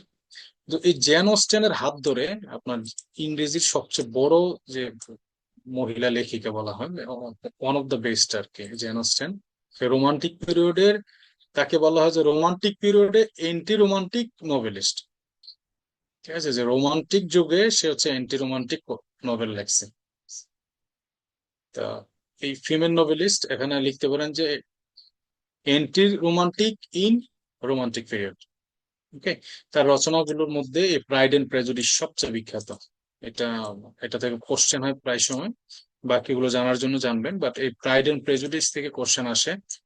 প্রাইড এন্ড প্রেজুডিসের যে আপনার প্রোটাগনিস্ট এলিজাবেথ বেনেট, যে এলিজাবেথ বেনেট কোথায়, এলিজাবেথ কে, কোথায় পাওয়া যায়, এলিজাবেথ থেকে ক্যারেক্টার নিয়ে কোশ্চেন হলে এই এলিজাবেথ নামটা আপনারা মনে রাখেন যে এটা প্রোটাগনিস্ট বা মূল ক্যারেক্টার হচ্ছে এলিজাবেথ, এলিজাবেথ বেনেট। তাহলে প্রাইড এন্ড প্রেজুডিস ওনার একটা বিখ্যাত নোবেল। এরপরে কি কি আছে? Sense and sensibility, Emma, Mansfield Park, Northanger Abbey, persuasion. ওকে, তাহলে এই ওনার ইয়াগুলো আবার একটু পড়ছি আমি। Pride and prejudice, sense and sensibility, Emma, Mansfield Park, Northanger Abbey, persuasion, ওনার সবগুলোই হচ্ছে নোবেল। ঠিক আছে, ওনার সবগুলোই কি নোবেল। মালিহা এগুলো একটু পড়েন তো, নামগুলো একটু পড়েন। Pride and Prejudice, আচ্ছা, Sense and Sensibility, Emma, Manif Mansfield Mansfield Park, park, Northanger Abbey, Persuasion, persuasion, persuasion, কি বললাম? Persuasion. আচ্ছা, পারসুয়েশন। আচ্ছা, তা আমরা তাহলে আর কি কে বাকি আছে? হোয়াটসঅ্যাপ বললাম, কিডস বললাম, এডগার অ্যালান পো শুধু বাকি আছে, তাই না? এই এডগার অ্যালান পোটা আমি সবার শেষে কেন পড়ছি, যে সে হচ্ছে আমেরিকান লেখক আর কি, আমেরিকান পোয়েট। তো এডগার অ্যালান পো আপনার কি কি লিখছে? সে মূলত হচ্ছে শর্ট স্টোরি লিখছে, বাট তার কিছু কবিতাও আছে, স্টোরি বা টেল এই টাইপের। দেখেন তার এটার জন্য সে সবচেয়ে বেশি বিখ্যাত, এটা খুবই নাম শোনা যায়, দ্য টেল টেল হার্ট। এটা একটা টেল, ফেরি টেল, নাম শোনেন না ফেরি টেল? এই টাইপের টেল আর কি, রূপকথার গল্প বা ইমাজিনেটিভ গল্প, যার জন্য এটা এই নাম দিছে এরকম, দ্য টেল টেল হার্ট। এরপর আরেকটা নাম হচ্ছে দ্য ব্ল্যাক ক্যাট। এরপর আরেকটা হচ্ছে the city in the sea, এটা একটা পোয়েম। দ্য রেভেন, এটা poem. The cask of Amontillado, short story. The goldbug, hop frog, the lighthouse. আমি যেগুলো হাইলাইট করে দিচ্ছি আপনারা এগুলো একটু মনে রাখেন, এগুলো একটু বেশি ইম্পর্টেন্ট। হ্যাঁ, মেবি আমি এটা হাইলাইট করে দিচ্ছি। The telltale heart, the black cat, বাকিগুলো তো পড়বেনই, বাট এগুলোর নামটা একটু বেশি মনে রাখেন আর কি। The light house. আচ্ছা, এখানে এই যে দ্য লাইট হাউস সম্পর্কে বলছি, তো এই লাইট হাউস হচ্ছে ওনার একটা নোবেল, এডগার অ্যালান পো। But to the light house নামে আবার একটা হচ্ছে ভার্জিনিয়া উলফ একটা আপনার উপন্যাস লিখছে। তো যার জন্য একই লেখা, যে বাংলা সাহিত্য তো এরকম পাবেন যে একই লেখা দুইজন লেখক লিখছে, আছে না এরকম কিছু? একই লেখা দুইজন লেখক লিখছে, যার জন্য আপনার এই কনফিউশন গুলো দূর করার জন্য একটু লিখে লিখে পড়তে হয়। ঠিক আছে, এটা বললাম কি, টু দ্য লাইট হাউস, যে নোবেলটা লিখছে হচ্ছে আপনাকে ভার্জিনিয়া উলফ নামে একটা ঔপন্যাসিক, মহিলা ঔপন্যাসিক। তো সোফার আমি এই যতদূর পড়াইলাম আশা করি আপনারা বুঝতে পারছেন। এই রোমান্টিক পিরিয়ড, এই যে লেখকগুলো বললাম, প্রথমে বললাম William Wordsworth, Samuel Taylor Coleridge, Percy Bysshe Shelley, John Keats, এরপরে কি বললাম, Byron, Lord Byron, Jane Austen. এই এতটুকু এদের সম্পর্কে আপনাকে জানতেই হবে। পরীক্ষায় যদি আপনার কিছু কোশ্চেন আসবে, এখান থেকে কোশ্চেন আসে, ভিতর থেকে কোশ্চেন হোক আর যেটাই হোক। যেমন আপনাকে একটা জিনিস বলি, যে দেখেন গত 49 BCS যে প্রশ্নটা আসছে, যে পিবি শেলির ওয়াইফ, ওনার নাম হচ্ছে মেরি শেলি। মেরি শেলির একটা উপন্যাস আছে ফ্রাঙ্কেনস্টাইন নামে। ফ্রাঙ্কেনস্টাইন নাম শুনছে, কয়েকদিন আগে একটা মুভি রিলিজ পাইছে, ইংলিশ মুভি, ফ্রাঙ্কেনস্টাইন। এই যে এই পিবি শেলির ওয়াইফ মেরি শেলির উপন্যাস অবলম্বনে মুভি বানাইছে ফ্রাঙ্কেনস্টাইন। ফ্রাঙ্কেনস্টাইন, এই মেরি শেলির মা হচ্ছে আপনার মেরি উলস্টন ক্রাফট। এই মেরি উলস্টন ক্রাফটের একটা উপন্যাস আপনার এই 49 BCS আসছে। ওইটার নাম কি আমি নিজেও ভুলে যাই, ওনার উপন্যাসটা, এটা মনে হচ্ছে vindication of the rights of women. ঠিক আছে, vindication of the rights of women. এই যে উপন্যাসটা, এই উপন্যাসটা হচ্ছে ইংরেজি সাহিত্যের প্রথম বলা যায় ফেমিনিস্টিক দৃষ্টিকোণ থেকে লেখা হয়েছে উপন্যাস, যার জন্য এই ফেমিনিজমকে কেন্দ্র করে যে কোশ্চেনটা হয়েছে, ওই মেরি উলস্টন ক্রাফটের ওই উপন্যাসটার নাম জানতে চাইছে যে এটা লেখিকা কে। তাহলে আপনার বলেন যে কোশ্চেন কতটা ডিপ থেকে হয়, কতটা মানে আপনার জানতে হয়। যে শেলি থেকে কোশ্চেন হয় নাই, শেলির ওয়াইফ যে মেরি শেলি যে ফ্রাঙ্কেনস্টাইন উপন্যাস লিখছে সেটা থেকেও প্রশ্ন হয় নাই। প্রশ্ন হয়েছে কি, মেরি শেলির মা নাম কি, মেরি উলস্টন ক্রাফট, যার হচ্ছে vindication of the rights of women, এই উপন্যাস কে লিখছে সেটা জানতে চাইছে। প্রশ্নের ধারা, প্রশ্নের ধরন কোন টাইপের হয়েছে বুঝতে পারছেন? যে পিভি শেলির শাশুড়ি সম্পর্কে প্রশ্ন হয়েছে, শাশুড়িও ইম্পর্টেন্ট ইংরেজি সাহিত্যে। কার কি আছে, কার কি আত্মীয় স্বজন কবিতা লিখছে, এগুলো সম্পর্কেও জানতে হয়। এখন দেখা যাচ্ছে স্যার আমি কি সব জানবো? না, সব জানবেন না। আপনারা যদি ভালো করতে চান, যেই কোশ্চেন গুলো কমন, যে সবাই পারছে, আপনাকে এই কোশ্চেন গুলো পারা লাগবে। এটা হচ্ছে কথা। যেমন এই যে rime of the ancient mariner, আসলে এটা কে লিখছে? লিরিক্যাল ব্যালাডস কত সালে প্রকাশ হয়েছে? ডন জুয়ান কার লেখা? ডন জুয়ানের যেমন ক্যারেক্টার আছে কয়েকটা, ডন আলফানসো, ডনা জুলিয়া, ডন জুয়ান, এই তিনজন হচ্ছে এই উপন্যাস, এই পয়েমের, এই এপিক পয়েমের বিখ্যাত ক্যারেক্টার।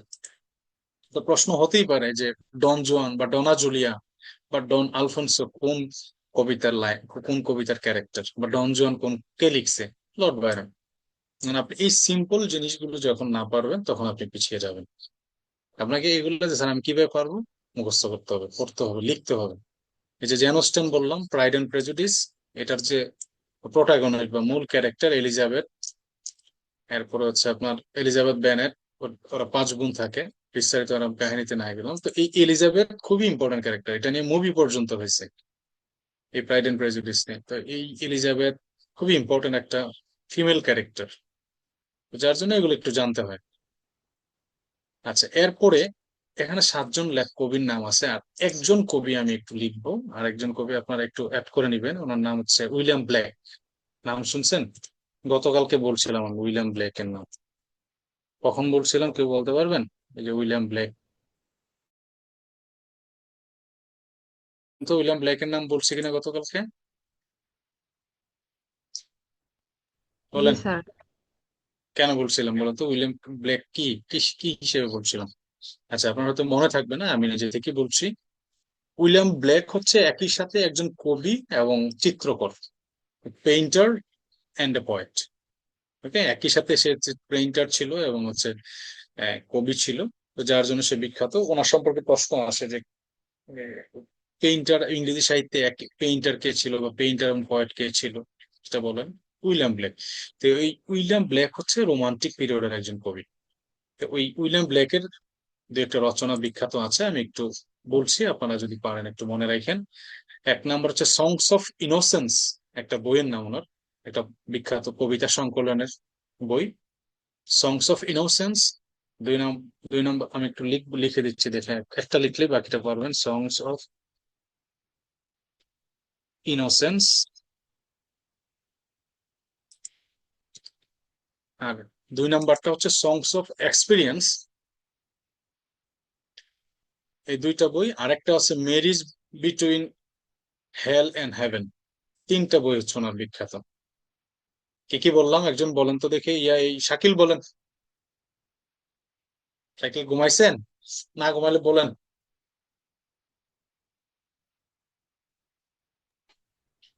শাকিল জি স্যার। বলেন কি কি বলছি। উইলিয়াম ব্ল্যাকের 3টা রচনার নাম বলছি আমি, বলেন।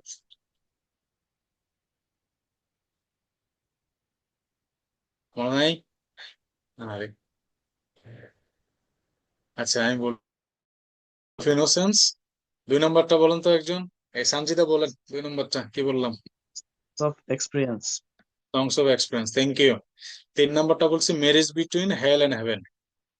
এই তিনটা বই আমার অনেক বিখ্যাত। আচ্ছা, উইলিয়াম ব্লেকের মনে হয় সম্ভবত একটা লাইন এখানে আছে, the road of excess leads to the place of wisdom.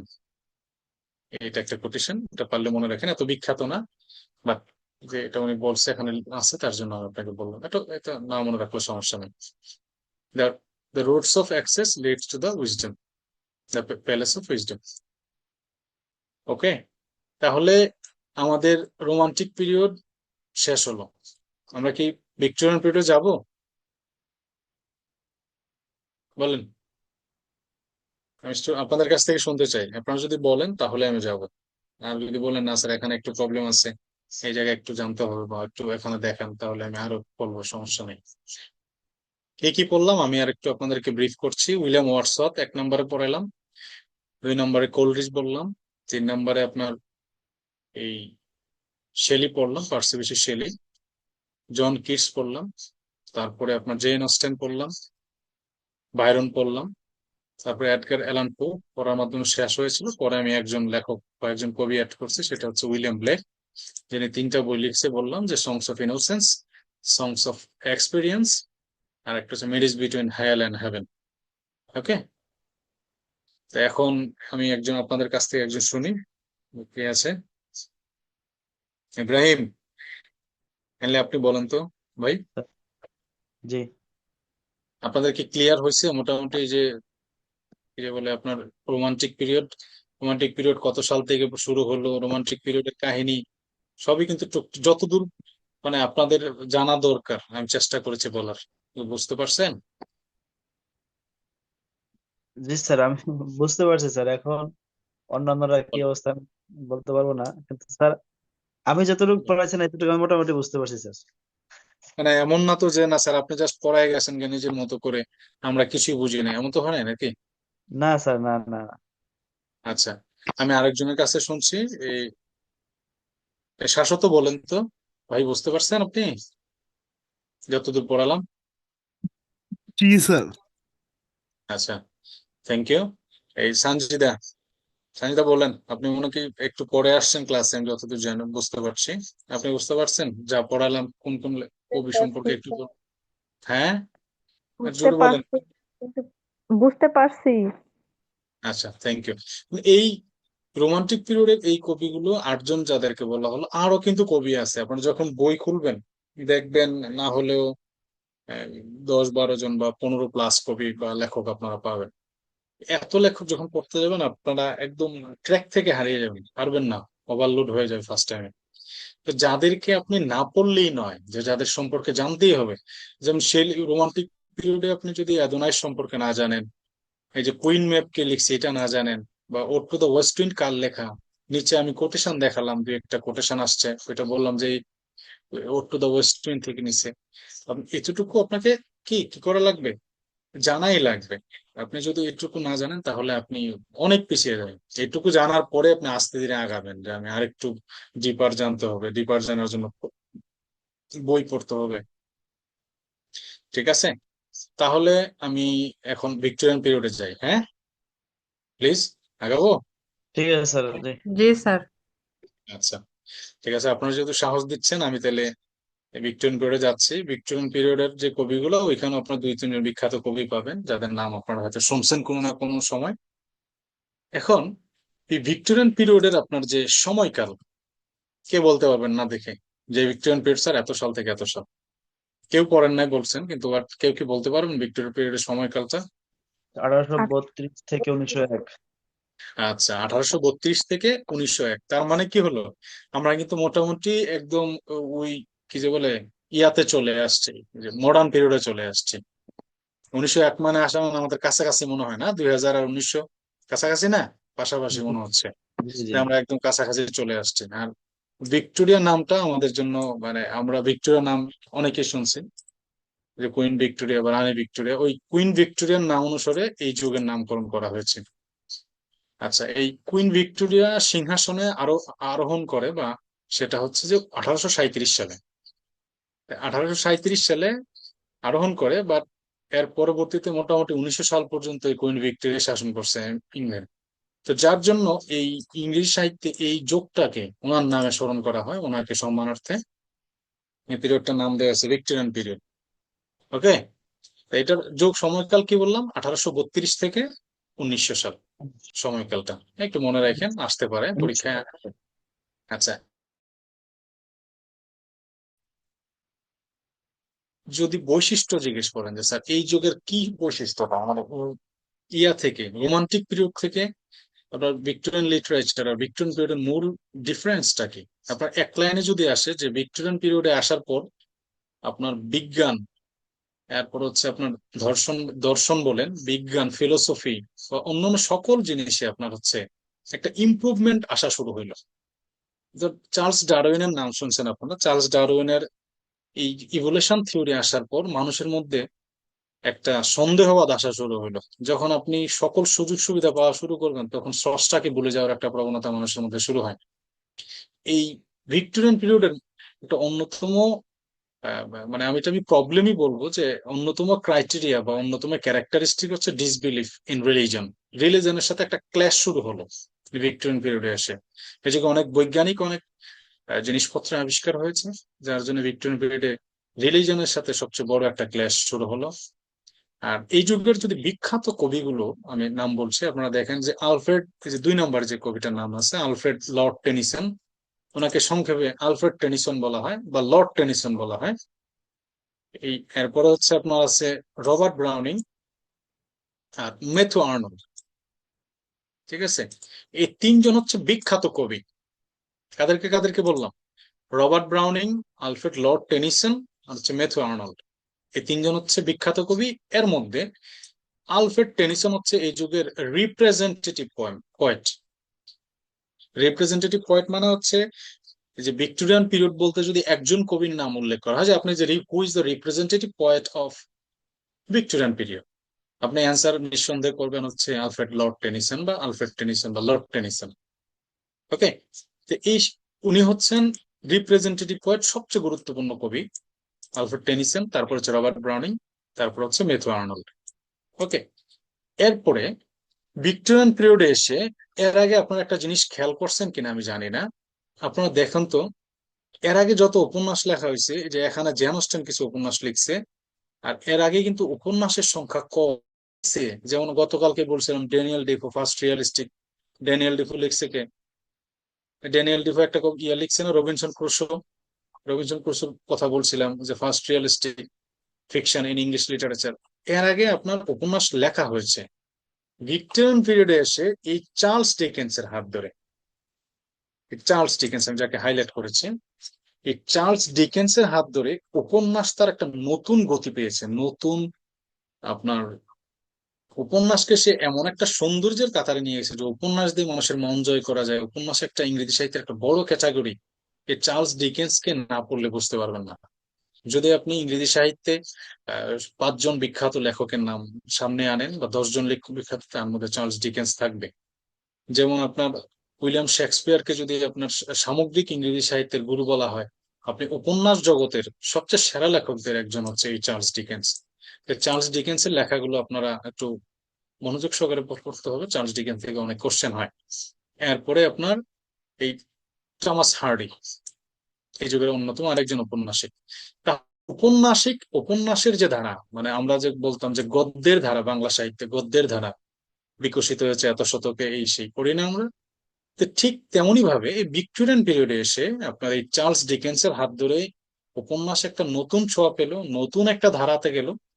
এবং সেখানে টমাস হার্ডি আরো সুন্দর করে অনেক একটা, মানে কি বলবো, তার লেখার যে ধরন, সেটা আপনার বললে মুগ্ধ হবেন, যে কেউ মুগ্ধ হবে। তাহলে আমি আর অন্যান্য লেখক সম্পর্কে তো বলবোই, বাট এই 5জন লেখক ভিক্টোরিয়ান পিরিয়ডের আপনারা অবশ্যই আপনার মনে রাখতেই হবে। বাকিগুলো যারা আছে এখানে, এই শার্লট ব্রোনটি বা উইলিয়াম ম্যাকফেস থ্যাকারি, এগুলো সম্পর্কে আমি ওনাদের সম্পর্কে বলবো, বাট এই 5জন আপনারা আবশ্যিকভাবে মনে রাখবেন। কোনোভাবেই ওনাদের কোনো লেখা আপনার বই থেকে যদি পড়েন, যে কোনো লেখা বা হচ্ছে কোনো কোটেশন যদি মনে রাখেন, সেটা আপনাদেরকে মনে রাখতে হবে। ঠিক আছে, তাহলে আমরা প্রথমে যে রিপ্রেজেন্টেটিভ পোয়েট ভিক্টোরিয়ান পিরিয়ডের, তাকে দিয়ে শুরু করছি। সে হচ্ছে কি আলফ্রেড লর্ড টেনিসন। আচ্ছা, এবার আমি একজনকে একটু জিজ্ঞেস করি, এখন পর্যন্ত যা বললাম বুঝতে পারছেন কিনা? এই ওটাকে শাকিল ভাইয়া, একটু বলেন তো, বুঝতে পারছেন ভিক্টোরিয়ান পিরিয়ড সম্পর্কে একটু যে ব্রিফ করলাম, বুঝতে পারছেন? জি স্যার। আচ্ছা, কি বললাম বলেন তো দেখি, বুঝতে পারলে বললেন যে স্যার এটা বলছেন। এক লাইন বলেন, যা পারেন, আপনার মন থেকে যতটুকু পারেন বলেন, সমস্যা নাই, আর শাস্তি স্যার হবে না, এখানে বলেন। একজন কবিকে রিপ্রেজেন্টেটিভ বললেন, আচ্ছা, গুড। আর তারপরে 5জন কবিকে হাইলাইট করছেন, মানে 5জন কবি না কিন্তু, 2জন কিন্তু এর মধ্যে অন্য কিছু, অন্য বিষয় নিয়ে বলছে। 3জন কবি স্পেসিফিক্যালি, আর 2জনের কি কি বললাম, 2জন হচ্ছে আপনার ঔপন্যাসিক, চার্লস ডিকেন্স এবং টমাস হার্ডি, তাই না? জি স্যার। আচ্ছা, ঠিক। আলফ্রেড লর্ড টেনিসন দ্বারা শুরু করলাম। আলফ্রেড লর্ড টেনিসনের অনেক কবিতা আছে বিখ্যাত। এর মধ্যে আপনার এই আমি যে কবিতাগুলো বলি একটু, এখানে যা আছে এগুলোই বিখ্যাত, তারপরে আমি একটা কবিতা আপনাদেরকে অ্যাড করবো এখানে, দ্য লোটাস ইটার্স হবে এটা, হ্যাঁ, দ্য লোটাস ইটার্স হবে। দ্য লোটাস ইটার্স এটার ওনার একটা পয়েম। ইউলিসিস ওনার বিখ্যাত একটা কবিতা, ইউলিসিস। তারপর হচ্ছে দ্য লেডি অফ শ্যালট, এটা ওনার একটা বিখ্যাত কবিতা। লক্সলে হল, এই যে কবিতাটা দেখছেন, হ্যাঁ, এই লক্সলে হল থেকে এই সম্ভবত 47 একটা প্রশ্ন হয়েছে বিসিএস এ। এই লক্সলে হল প্রশ্ন আসছে, knowledge comes but wisdom লিঙ্গার্স happens in which poem. তাই সেখানে অ্যান্সার করে রাখছে লক্সলে হল। ওকে, এখান থেকে একটা প্রশ্ন হয়েছে, কিন্তু দেখেন আপনি দেখেন, আপনি শুধু কবিতার নাম জানছেন, that's not enough, you must know the lines also. Famous line যেগুলো সেগুলো সব আপনাকে জানা লাগবে। এই যে লক্সলে হলের কোন লাইন বললাম যে, নলেজ কামস বাট উইজডম লিঙ্গার্স, এই লাইনটা কোন কবিতায় পাওয়া যায় সেটা প্রশ্ন আসছে। সেটা উত্তর হবে কি, লক্সলে হল। আচ্ছা, আরেকটা পয়েন্ট হচ্ছে আমরা টিথনাস। আচ্ছা, এরই সাথে আপনারা আরো দুইটা নাম একটু মনে রাখেন, the charge of the light brigade, আর একটা হচ্ছে মর্টে ডি আর্থার। আমি লিখে দিচ্ছি এখানে, হ্যাঁ, মর্টে, মর্টে ডি আর্থার, ওই যে Morte d'Arthur, Morte d'Arthur. আর একটা হচ্ছে the charge of the light brigade, charge of the light brigade. আর একটা,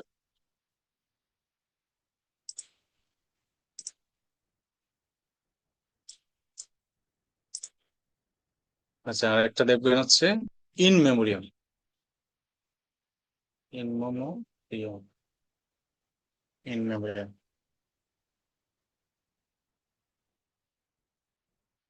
ওকে, দেখেন তাহলে কি বললাম, আর তিনটা কবিতার নাম আমি অ্যাড করেছি। আরেকটা কবিতা বিখ্যাত আছে, ইনোনি নামে একটা কবিতা, উনি লেডি অফ শ্যালট তো লেখা আছে, ইনোনি নামে একটা কবিতা আছে না। এগুলো জানতে হয়, না জানলে আপনি দেখা গেছে এটা কার লেখা সেটা আপনি না আনসার করতে বলে সমস্যা। এই যে, এই যে আমি নিজে থেকে এখানে এই কয়েকটা কবিতার নাম অ্যাড করেছি, এখন একটু দেখুন। সে দেখেন, এই লর্ড টেনিসন বললাম যে সে হচ্ছে representative poet of Victorian period, যার জন্য ওনার কবিতাগুলোতে প্রশ্ন হতেই পারে, এবং অলরেডি যে কোশ্চেন আসছে সেটা পর্যন্ত আমি আপনাদেরকে দেখাই দিলাম। তো ওনার কবিতাগুলো কি কি, the lotus eaters, Ulysses, the lady of Shalott, Locksley Hall, Tithonus, Morte d'Arthur, the charge of the light brigade, in memoriam. In মেমোরিয়ামের ব্র্যাকেটের ভিতরে আপনারা একটু লিখতে পারেন, এটা হচ্ছে ইলিজি, এটা শোক কবিতা। তার বন্ধু আহ, মারা গেছে, উইলিয়াম আর্থার, আর্থার হেলাম, হেলামের মৃত্যুর পর এই কবিতাটা লিখছে। ইন মেমোরিয়াম এলিজি, এটা একটা বিশাল বড় এক কবিতা। এটা থেকে প্রশ্ন হতে পারে যে ইন মেমোরিয়াম কি, এলিজি আর্থার হেলামের মৃত্যুর পর, সেটা আপনি একটু মনে রাখতে পারেন চাইলে। ঠিক আছে, তা আপনারা একটু পড়েন, আমি একজনকে জিজ্ঞেস করবো আর কি, যে এটা কে লিখছে, তার কবিতাগুলো কি কি বলার জন্য একটু পড়েন। The lotus eaters, Ulysses, the lady of Shalott, Locksley Hall, Tithonus, Morte d'Arthur, তারপর হচ্ছে the charge of the light brigade, in memoriam. এটার উচ্চারণ হচ্ছে ইনোনি। হুম, ইনোনি। পড়েন।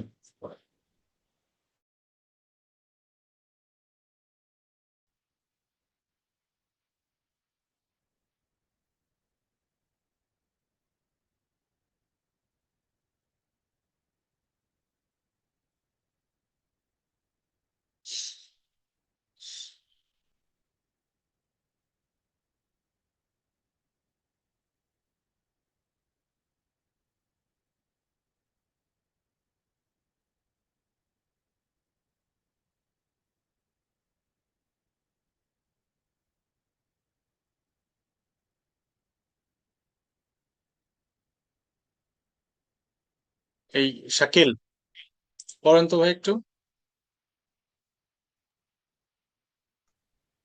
The Lotus Eater, Ulysses, The Lady আচ্ছা, of Shalott, Locksley Hall, Locksley Hall, Tithonus, Morte d' Tithonus, Arthur, Mount Arthur, The Charge of the charge of the light brigade, Light Brigade in Memoriam. In memoriam, আর একটা হচ্ছে ইনোনিক। হ্যাঁ, ওকে, ঠিক আছে। এখন এই টেনিসনের আপনার উক্তি আছে কিনা আমরা একটু দেখি। টেনিসনের উক্তি আছে কিনা একটু এদিকে দেখতে হবে। টেনিসনের উক্তি না থাকলে আমি অ্যাড করে দিচ্ছি, আপনারা টেনিসনের উক্তিগুলো একটু। আচ্ছা, টেনিসনের উক্তি মোস্ট প্রবাবলি ইয়ার মধ্যে নাই, শীটের মধ্যে নাই। তা আমি টেনিসনের উক্তিগুলো মুখে বলছি, আপনারা যখন রেকর্ডেড অডিও শোনেন বা যেটাই হোক, তখন আপনারা এই তিনটা উক্তি একটু, আমি তিনটা উক্তি বলবো, তিনটা উক্তির মধ্যে একটা অলরেডি বলে ফেলছি, কোনটা, যে লক্সলি হল থেকে একটা আসছে, যে নলেজ কামস বাট উইজডম লিঙ্গার্স। এটা আপনারা লক্সলি হল থেকে আসছে, এটা একটু জেনে রাখেন। আর আরেকটা উক্তি আসছে তার ইউলিসিস কবিতায়, এই যে আমরা একটু আগে যেটা বললাম, যে ইউলিসিস কবিতা,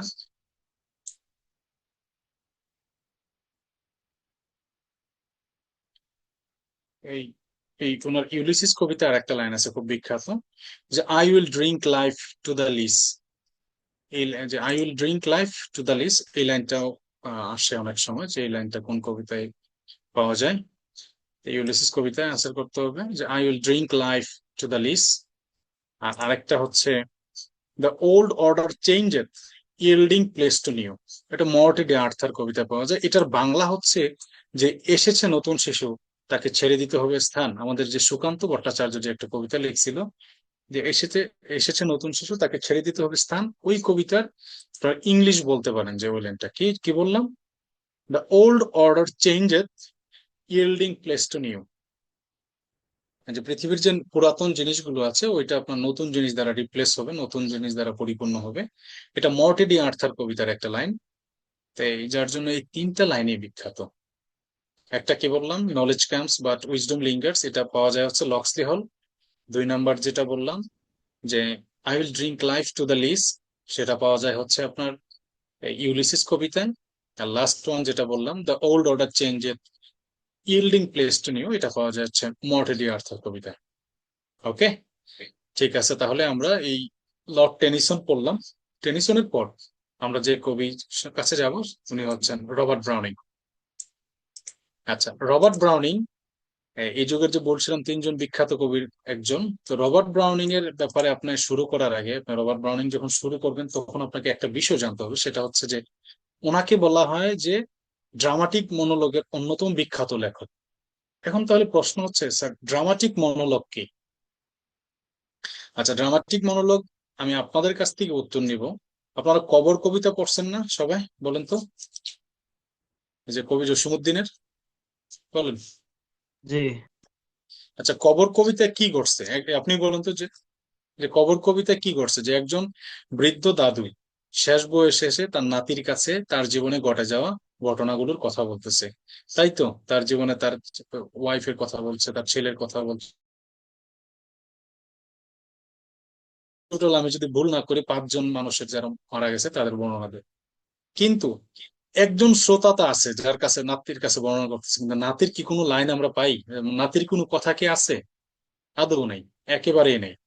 তার মানে ড্রামাটিক মনোলগের সংজ্ঞা যদি আপনি সহজ ভাষায় বলতে চান, যে একজন একজন বক্তা, তার সামনে অসংখ্য শ্রোতা থাকতে পারে, সেটা একজন হতে পারে বা একের অধিক হতে পারে, সামনে শ্রোতা থাকবে, তার সামনে কথা বলবে, বাট শ্রোতা যা শুনবে, শ্রোতা কোনো উত্তর দিবে না, কথা বলবেন, সেটাকে বলা হয় ড্রামাটিক মনোলগ। এই রবার্ট ব্রাউনিং কে বলা হয় ড্রামাটিক মনোলগের সবচেয়ে বড় লেখক, সবচেয়ে বড় কবি। ঠিক আছে, তার লেখা ড্রামাটিক মনোলগের পাওয়া যায়। ড্রামাটিক মনোলগ শব্দটা আমি লিখে দিব এক জায়গায়, এই যে এখানে এই যে ব্র্যাকেটে লিখে দিচ্ছি, দেখেন, ড্রামাটিক মনোলগ। হ্যাঁ, এই দেখেন ড্রামাটিক মনোলগ আমি লিখে দিয়েছি ব্র্যাকেটে, যে উনি ড্রামাটিক মনোলগের সবচেয়ে বড় কবি। যে বাংলা সাহিত্যে কবর কবিতাকে আপনার ড্রামাটিক মনোলগ বলতে পারে। ওকে, এই রবার্ট ব্রাউনিং এর যে কবিতাগুলো আছে অত্যন্ত বিখ্যাত কবিতা, এগুলো থেকে প্রশ্ন আসেই। এই যে ওনার বিখ্যাত কবিতাগুলো কি কি, আরো কয়েকটা কবিতা আছে, বাট এগুলো সম্পর্কে একটু জানতে হয়। যেমন আপনার কি কি, দ্য প্যাট্রিয়ট,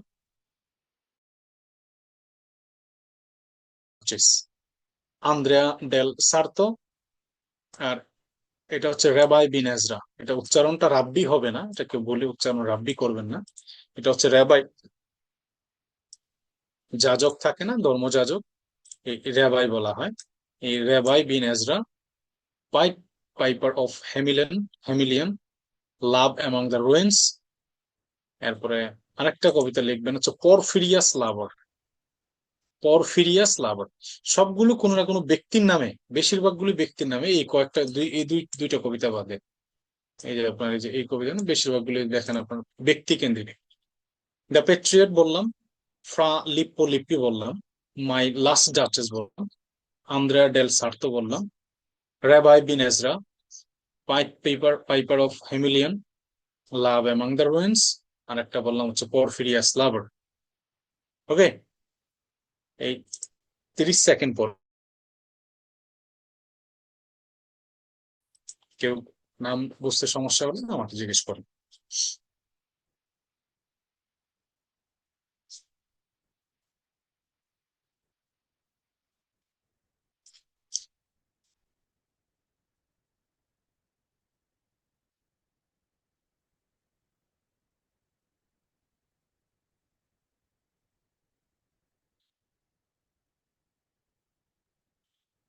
করছেন? এই পড়েন তো একটু, সানজিদা নামগুলো একটু পড়েন তো।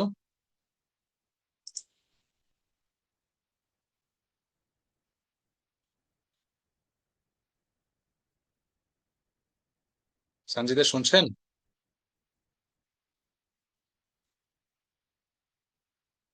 আচ্ছা, সানজিদা মনে নাই। কে বলবেন? একজন বলেন, নিজ থেকে পড়েন। আমি আমি নাম বললাম না, একজন নিজে থেকে পড়েন।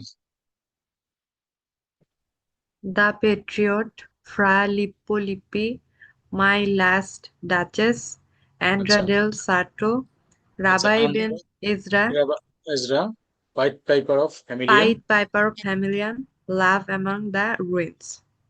লাভ অ্যান্ড দ্য রুইন্স। আর আমি একটা কবিতা বলছিলাম, অ্যাড করছি, সেটা হচ্ছে কি পরফিরিয়াস লাভার, পরফিরিয়াস লাভার। ওকে, আপনারা একটু যাই পর পরফিরিয়াস লাভারের নাম শুনেন, সেটা হচ্ছে রবার্ট ব্রাউনিং এর একটা কবিতা, বিখ্যাত। আচ্ছা, আমরা এবার হচ্ছে ইয়াতে চলে যাই, ওনার কোনো কোটেশন আছে কিনা দেখি। ওনার কোটেশন আছে যতদূর জানি, আমি দেখছিলাম এই রবার্ট ব্রাউনিং, এই যে দেখেন রবার্ট ব্রাউনিং এর, এই যে দেখেন তিনটা কোটেশন দিচ্ছে। তিনটা কোটেশনের চেয়ে এই তিনটা কোটেশনের সাথে আমি আরেকটা কোটেশন অ্যাড করব। আপনার এই তিনটা কোটেশনের মধ্যে এই quotation, God is truth, truth never hurts the teller। কি বলছে? অ্যাবসলিউটলি গুড ইজ ট্রুথ, যে ভালোটাই হচ্ছে সত্য, এবং সত্য কখনো যে বলে তাকে আঘাত করে না, মানে সত্য আপনাকে পুরস্কৃতই করবে, সত্য আপনাকে কখনো কি করবে না, আঘাত দিবে না। তাহলে যে ভালো যেটা সেটাই সত্য, এবং সত্য আপনাকে যে বলে তাকে কখনো আঘাত করে না। যে এটার সাথে আপনি একটা কোটেশন অ্যাড করবেন, thus I enter and thus I go. এটা হচ্ছে দ্য পেট্রিয়ট কবিতার একটা বিখ্যাত লাইন, যে এভাবেই আমার আগমন, ঠিক এভাবেই আমার প্রস্থান। দাজ আই, কি বললাম, enter and thus I go. এটা দ্য পেট্রিয়ট কবিতার লাইন। ওকে, তো এটা একটু মনে রাখেন। রবার্ট ব্রাউনিং এর এই দুইটা কোটেশন স্পেসিফিক্যালি আপনারা মনে রাখেন, আর বাকি যে দুইটা আছে একটু দেখতে চাইলে দেখতে পারেন। আচ্ছা, এবার আমরা চলে যাব এখান থেকে কি রবার্ট ব্রাউনিং করলাম, টেনিসন পড়লাম, তারপরে আমরা এখন পড়বো হচ্ছে কি ম্যাথু আর্নল্ড। ম্যাথু আর্নল্ডকে কি বললাম, এই দেখেন ম্যাথু আর্নল্ডকে বলা হয় আপনার এলিজিয়াক পোয়েট। এলিজিয়াক মানে শোকের কবি। কেন তাকে শোকের কবি বলা হয়? তার বেশিরভাগ কবিতায় হচ্ছে আপনার শোক কেন্দ্রিক। তার বন্ধু মারা গেছে, প্রকৃতির, সে হচ্ছে প্রকৃতির নিয়ে শোক করছে, শোক প্রকাশ করছে। তার বিশেষত তার বন্ধু মারা যাওয়ার পর যেই আপনার থার্সিস কবিতাটা লিখছে, বা এই কবিতাটা নিয়ে আপনার এইটার জন্য তাকে স্পেসিফিক্যালি আপনি শোকের কবি বলা হয়। হুম, এবার আমরা এই মেথু আর্নল্ড সম্পর্কে শুনবো। মেথু আর্নল্ডের বিখ্যাত যে কবিতাগুলো আছে এখানে, দ্য স্কলার জিপসি, তারপর হচ্ছে ডোবার বিচ, এরপরে আপনার থার্সিস, সোহরাব এন্ড রুস্তম। ওনার আরেকটা বিখ্যাত লেখা আছে, সেটা হচ্ছে আপনার ক্রিটিস পড়ছে, সেটা কি, এটার নাম হচ্ছে the study of poetry. Okay, the study of poetry, সেটা একটা ক্রিটিসিজম। ওকে, মেথু আর্নল্ডের তাহলে কি কি বললাম? The scholar gypsy, Dover Beach, Thyrsis, Sohrab and Rustum, আর যে একটা বইয়ের নাম বললাম the study of poetry. The study of poetry, এটা হচ্ছে আপনার একটা ক্রিটিসিজম। ক্রিটিসিজম প্রশ্ন আসতে পারে, দ্য স্টাডি অফ পোয়েট্রি কে লিখেছেন। হুম, তো সেক্ষেত্রে আপনারা এটা মেথু আর্নল্ড অ্যান্সার করবেন। ঠিক আছে, তাহলে আবারও বলছি, মেথু আর্নল্ডের যে লেখাগুলো, the scholar gypsy, Dover Beach, Thyrsis, Sohrab and Rustum, and the study of poetry, এটা ব্র্যাকেটে আমি লিখে দিয়েছি, ক্রিটিসিজম হবে। ঠিক আছে, একটু পড়েন 20 সেকেন্ড।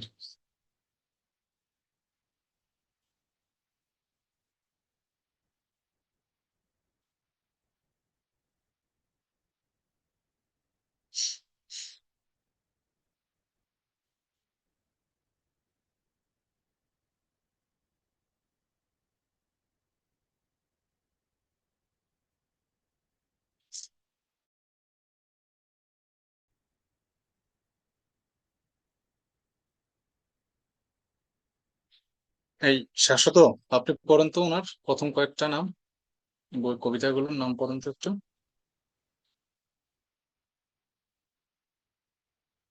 শাশ্বত আছেন? হ্যাঁ স্যার। বলেন ওনার।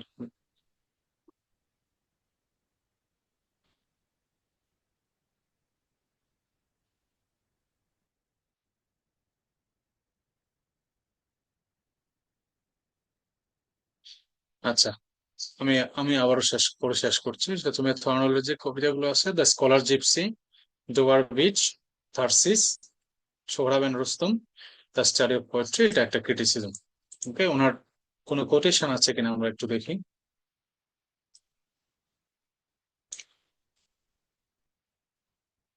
হ্যাঁ, মেথু আর্নল্ড, এই যে হ্যাঁ, এখানে আছে কি, এটা লাগবে না, এটা স্কিপ করতে পারেন, এটা পড়েন একটু। Truth sits upon the lips of dying man. Okay, কি বললাম, যে truth sits upon the lips of dying man, যে মরম, মারা যাচ্ছে যে ব্যক্তি, মৃত্যু পথযাত্রী কোনো মানুষ মিথ্যা কথা বলতে পারে না, মানে সত্য কথা তার ঠোঁটের আগায় এসে থাকে, এই টাইপের বোঝানোর জন্য এই মেথু আর্নল্ড কবিতা লাইনটা লিখছে, truth sits upon the lips of dying man. আর যে একটা ক্রিটিসিজমের জন্য দ্য স্টাডি অফ পোয়েট্রি যেটা আমি অ্যাড করলাম, ওইখানে উনি একটা বিখ্যাত লাইন বলছেন, যে poetry is the criticism of life. যে poetry is the criticism of life. তো প্রশ্ন হতে পারে যে who has said the poetry is the criticism of life, সেক্ষেত্রে আপনাদেরকে অ্যান্সার করতে হবে যে Matthew Arnold. Okay, the poetry is the criticism of life, সেটা আপনার দ্য স্টাডি অফ পোয়েট্রিতে পাওয়া যায়। তাহলে আমরা এই যুগের যে বিখ্যাত তিনজন যে কবি, তাদেরকে আমরা মোটামুটি জানলাম। কাদেরকে কাদেরকে পড়লাম? রবার্ট ব্রাউনিং, আলফ্রেড টেনিসন, আর হচ্ছে মেথু আর্নল্ড। আচ্ছা, এইবার আমরা হচ্ছে উপন্যাসের দিকে যাব। উপন্যাসকে চার্লস ডিকেন্সের, শুরুতে আমরা চার্লস ডিকেন্সের কাছে যাব। চার্লস ডিকেন্স কে? চার্লস ডিকেন্স সম্পর্কে আমি আপনাদেরকে একটু বিস্তারিত একটু বলছি। ডিকেন্সের প্রথম যে বিখ্যাত লেখা, সেটা আপনার হচ্ছে ডেভিড কপারফিল্ড। এটা আমার সবচেয়ে বড় বিখ্যাত লেখা। এরপরে আপনি গ্রেট এক্সপেকটেশন নিতে পারেন, এটা ওনার অন্যতম বিখ্যাত লেখা। আর এরপরে হচ্ছে এ টেল অফ টু সিটিজ। ঠিক আছে, এ টেল অফ টু সিটিজটা আপনারা একটু, সরি,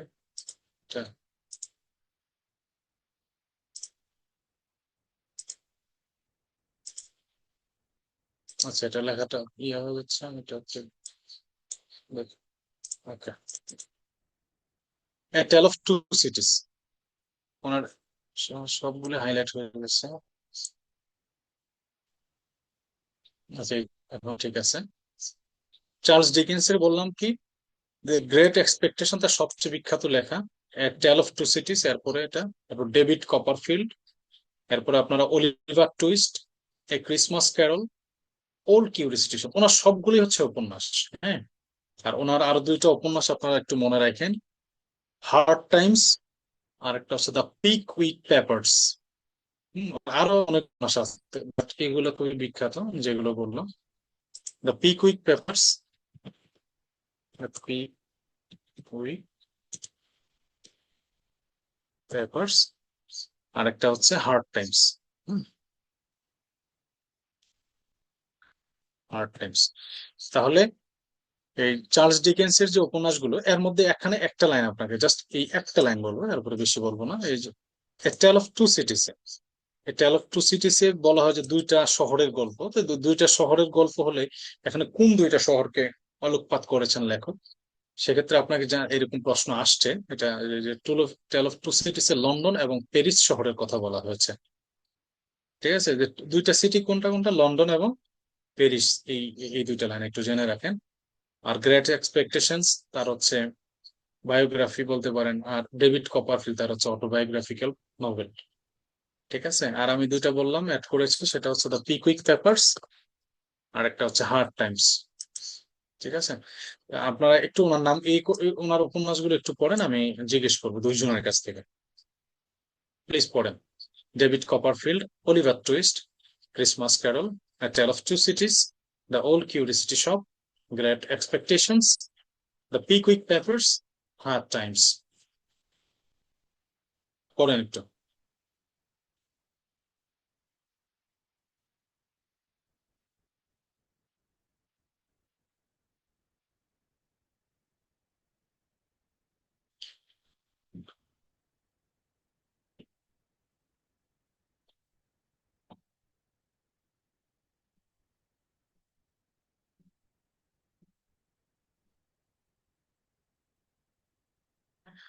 এই ইব্রাহিম ভাইয়া বলেন তো আমার লেখাগুলো একটু। স্যার ডেভিড কপারফিল্ড, আচ্ছা, Oliver Twist, a Christmas carol, আচ্ছা, a tale of two cities, okay. The old কারিস্টিস of old curiosity shop, curious of, জি ওল্ড কিউরিস অফ, ওকে। আর হচ্ছে গ্রেট গ্রেট এক্সপেকটেশনস, এক্সপেকটেশনস, জি the Pickwick papers, the hard পিভি times. Papers, hard times. আচ্ছা, এই যে টেল of two সিটিসে আমি দুইটা শহরের কথা উল্লেখ করেছি, কোন দুইটা শহর বলুন লন্ডন আর তো? প্যারিস, লন্ডন আচ্ছা, আর লন্ডন, প্যারিস। প্যারিস। ওনার যে লেখাগুলো, এর মধ্যে আমি বিখ্যাত গুলো কিন্তু হাইলাইট করে দিয়েছি, দিয়েছি না? এখন তো যে হাইলাইট করে দিচ্ছি, the David Copperfield, a tale of two cities, great expectations. বাকিগুলোর নাম তো অবশ্যই মনে রাখবেন, বাট এগুলো হচ্ছে খুবই বিখ্যাত। ঠিক আছে, এই চার্লস ডিকেন্স উপন্যাসের যে ধারাটা, চার্লস ডিকেন্সের হাত ধরে উপন্যাস যে একটা আলাদা সৌন্দর্য বৃদ্ধি করতে পারে, এই চার্লস ডিকেন্স দেখিয়ে গিয়েছেন। তো যার জন্য he is so important in English literature. আচ্ছা, এরপরে আমি কিন্তু গুরুত্ব বিবেচনা করে পড়াচ্ছি, আপনারা খেয়াল করছেন কিনা, যে টেনিসন প্রথম পড়ালাম, ব্রাউনিং দ্বিতীয়, তারপর হচ্ছে আর্নল্ড পড়িয়েছি, আবার উপন্যাস শুরু করছে ডিকেন্স দ্বারা। এখন আমি পড়াবো হচ্ছে আপনার টমাস হার্ডিকে। হুম, হার্ডিকে বলা হয় এই যে আপনার কি ফেটালিস্টিক নোভেলিস্ট। ফেটালিস্টিক মানে কি, আপনার পেসিমিস্টিক তো শুনছেন অ্যাটলিস্ট। পেসিমিস্টিক মানে হচ্ছে হতাশাবাদী। তার রচনা পড়লে, তার উপন্যাস পড়লে আপনার ভিতরে কষ্ট কাজ করবে যে সে এতটা নিষ্ঠুর ভাবে কিভাবে উপন্যাস লিখতে পারে, যে একটা মানুষকে কেন এরকম সিচুয়েশনে নিতে হবে কেন। তাকে বলা হয় যে পেসিমিস্টিক নোভেলিস্ট। এই তার সবচেয়ে বিখ্যাত যে লেখাটা, যেটা হচ্ছে আপনার অনার্সে ইনক্লুডেড থাকে, সেটা হচ্ছে টেস অফ দ্য ডিয়ারবারভিলস। ওকে, আমি এটা হাইলাইট করেছি। এই টেস অফ দ্য ডিয়ারবারভিলসে আপনার তিনটা ক্যারেক্টারের নাম আপনারা একটু মনে রাখেন, আমি তিনটা ক্যারেক্টারের নাম বলছি। একটা হচ্ছে টেস, আরেকটা হচ্ছে অ্যাঞ্জেল ক্লেয়ার, আর একটা হচ্ছে অ্যালেক ডিয়ারবারভিলস। ওকে, এই তিনজন, বা টেস, অ্যাঞ্জেল, অ্যালেক, এই তিনজনের নাম মনে রাখেন। টেস, অ্যাঞ্জেল, অ্যালেক, এদের সম্পর্কে আসতে পারে। আমি এখন পর্যন্ত মানে ক্যারেক্টার যে এই আসতে পারে, এর আগে একবার বলছিলাম হচ্ছে আপনার কোথায়, ওই যে এখানে বলছিলাম জেন অস্টেনের প্রাইড এন্ড প্রেজুডিসের এলিজাবেথ সম্পর্কে একটু বলছিলাম, আর এখানে এসে এই ক্যারেক্টার তিনটা সম্পর্কে বলছি, কারণ এগুলো সম্পর্কে আসতে পারে। আপনারা নাও জেনে থাকতে পারেন। কি কি বললাম, যে টেস, অ্যালেক, আর একটা হচ্ছে অ্যাঞ্জেল। এই তিনটা ইম্পর্টেন্ট ক্যারেক্টার। এরপরে আপনি যে উপন্যাসগুলো আছে এগুলোর নাম একটু মনে রাখেন। Far from the madding crowd, the return of the native. এইটা থেকে আপনার 48 না 46 একটা কোশ্চেন আসছে, যে ক্লিম ইউবোরাইট কোন উপন্যাসের মানে প্রোটাগনিস্ট, মূল চরিত্র। সেটার উত্তর হবে the return of the native. দেখছেন তো, প্রশ্ন যে হয় কোথা থেকে হয়, আপনাকে একটু ভিতর থেকে পড়তে হয়, জানতে হয়। তো আপনি যদি the return of the native, Thomas হার্ডির একটা লেখা উপন্যাস, সেটাই না জানেন, তো সেক্ষেত্রে তো আপনি অ্যান্সার করতে পারবেনই না। আর ওই ক্লিম ইউবোরাইট কখন হবে, সেটা তো আপনার জন্য আরো কঠিন হয়ে যাবে। তো সো আপনাদেরকে নামগুলো জানতে হবে। The Tess of the d'Urbervilles, far from the madding crowd, the return of the native. এর সাথে আমি আরো ওনার অনেক অনেক উপন্যাস লিখছে, আমি যেগুলা কয়েকটা বিখ্যাত উপন্যাস আছে সেগুলো আমি একটু বলছি, আপনারা একটু মনে রাখার চেষ্টা করেন। সেটা হচ্ছে জুড দ্য অবস্কিউর। আমি একটু লিখে দিচ্ছি, দেখেন, জুড জুড দ্য অবস্কিউর, এগুলো আসে পরীক্ষায়। Jude the obscure.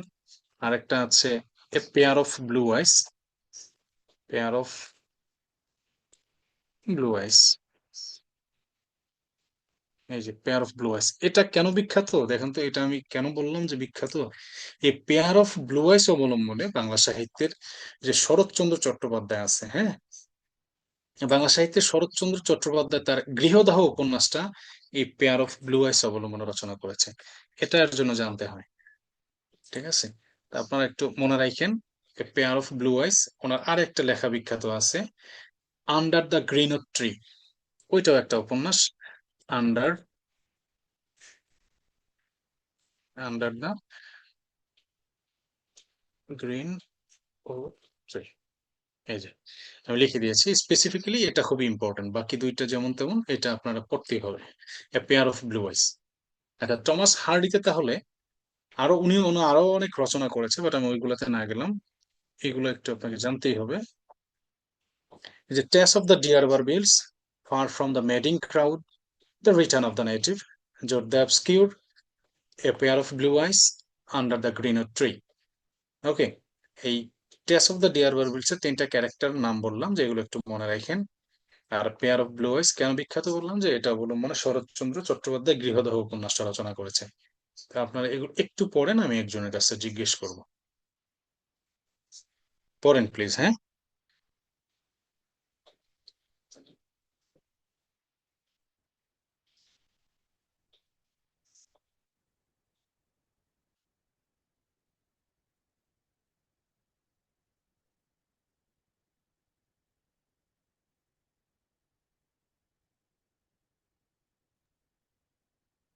স্যার বলেন। মানে উম, উম, টমাস হার্ড হার্ডি, টমাস হার্ডির হার্ডি। প্রথম যে প্রোপেলটার, সেটার উচ্চারণটা কি হবে? আচ্ছা, এটা আমি বলতেছি, Tess of the d'Urbervilles, Tess of the d'Urbervilles, হ্যাঁ, Tess of the d'Urbervilles.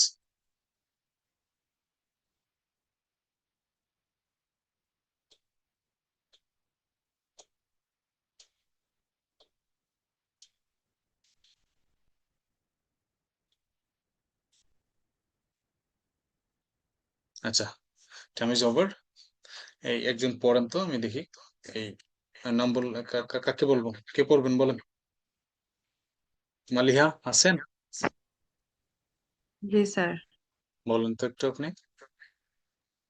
Tess of the G.R. Barbil's, আচ্ছা, Far good. from the Madding Crowd, The okay, Return of the Native, Judy on the Obscure, জোর A the Pair obscure. of Blue Eyes, Under good. the Greenwood Tree. আচ্ছা, টেস of the deer বিলস এর তিনটা character বললাম না, কি কি মনে আছে? ওই যে টেস, অ্যাঞ্জেল, অ্যালেক। Good, excellent. আচ্ছা, টেস, অ্যাঞ্জেল, অ্যালেক, এই তিনজন বিখ্যাত ক্যারেক্টার, এদের সম্পর্কে আসতে পারে। এখন তো ক্যারেক্টার থেকে প্রশ্ন হচ্ছে যে কোন ক্যারেক্টার কোন উপন্যাসে কোন আহ, নাটকে পাওয়া যাচ্ছে, একটু বলেন। আচ্ছা, এরপরে আমাদের তাহলে মোটামুটি বিখ্যাত গুলো আমরা বললাম, বিখ্যাত যে লেখক। এরপরে আমরা যাচ্ছি এই যাদের থেকে প্রশ্ন এসেছে অলরেডি, এটা শার্লট ব্রন্টি। এই যে দেখেন 7 নম্বরে যে আছে শার্লট ব্রন্টি। এই শার্লট ব্রন্টির জেন আয়ার, এটা একটা নোবেল, এটা হচ্ছে ওনার অটোবায়োগ্রাফি বা অটোবায়োগ্রাফিক্যাল নোবেল আর কি, হ্যাঁ। শার্লি ভিলেট। আপনার এগুলো এত ইম্পর্টেন্ট না, বাট ওনার যে প্রথম উপন্যাসটা ছিল সেটা সম্পর্কে আপনাকে একটু জানতে হবে। দ্য প্রফেসর, এটা আপনার ফার্স্ট নোবেল, ওনার ফার্স্ট নোবেল। এটা আমি একটু ব্র্যাকেটে লিখে দিলাম, হ্যাঁ। দ্য প্রফেসর, এই দুইটা আপনারা একটু জানেন। জেন আয়ার কি বললাম যে অটোবায়োগ্রাফিক্যাল নোবেল, আর হচ্ছে এই প্রফেসর হচ্ছে ফার্স্ট নোবেল। ওকে, তো আপনার এই শার্লট ব্রন্টি, এমিলি ব্রন্টি, ওনার আরেকটা বোন আছে এমি ব্রন্টি। ওনার 3 বোন ছিল, আপন মানে একদম বলেন যে আপন বোন। ওনারা 3জন আপন বোন ছিল। 3জনের মধ্যে 2জনের মানে লেখা ইংরেজি সাহিত্যে প্রণিধানযোগ্য, যাদেরকে আমরা মনে রাখি। এই এমিলি ব্রন্টি থেকে 49 বিসিএস একটা কোশ্চেন আসছে। এই যে এমিলি ব্রন্টি কি লিখছে? অদারিং হাইটস। এই অদারিং হাইটস প্রশ্নটা কি কতটা কঠিন ছিল আপনার খেয়াল করেন। প্রশ্নটা এই টাইপের ছিল যে অদারিং হাইটস কে লিখেছে এটা জানতে চায় না, জানতে চেয়েছে যে অদারিং হাইটস এমিলি ব্রন্টি কোন ছদ্মনামে লিখেছেন। তো ছদ্মনামটা এরকম ছিল ওনার, এলিস বেল। তাহলে কি লিখবেন? Pan name. এই যে দেখেন যে এলিস বেল ছদ্মনামে সে হচ্ছে এই অদারিং হাইটস উপন্যাসটা প্রকাশ করেছে। এমিলি ব্রন্টি এলিস বেল ছদ্মনামে অদারিং হাইটস একটা উপন্যাস সেটা প্রকাশ করেছে। ওনারা 3 বোন ছিল, শার্লট ব্রন্টি, এমিলি ব্রন্টি, আরেকজনের কি কথা বললাম যে এমি ব্রন্টি। ঠিক আছে, আচ্ছা। তাহলে আমরা শার্লট ব্রন্টিও শেষ, এমিলি ব্রন্টি শেষ। এবার আসবো আমাদের অন্য আরেকজন লেখক, এই William Makepeace Thackeray. William Makepeace Thackeray. আচ্ছা, এটা এটা এটা একবার পড়েন একজনের কাছ থেকে, আমি শুনতে চাই। একজন বলেন তো এটা সম্পর্কে, কে বলবেন? নিজে থেকে বলেন। সানজিদা বলেন। সানজিদা একটু আগে ডাকছিলাম, পাইনি। আসছেন নাকি?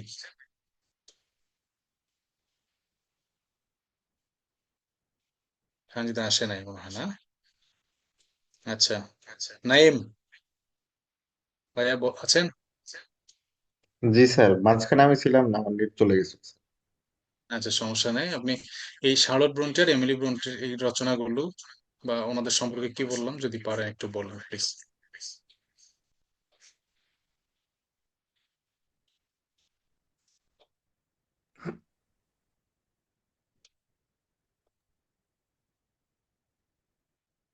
বলেন। সরি স্যার, আমি বুঝতে পারি নাই, মানে আমি বললাম জিজ্ঞেস করছি। Sorry sir. ও আচ্ছা আচ্ছা।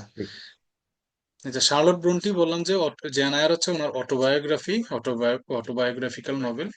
আর শার্লি ভিলেট ওনারও আরো 2টা নোবেল, বাট এই দ্য প্রফেসরটা সম্পর্কে জানতে হবে, এটা হচ্ছে ওনার ফার্স্ট নোবেল। হ্যাঁ। আর অদারিং হাইটস এমিলি ব্রন্টি লিখেছে, এটা এলিস বেল ছদ্মনামে লিখছে আর কি। আর ওনারা 3 বোন ছিল, 3 বোনই লেখালেখি করছে।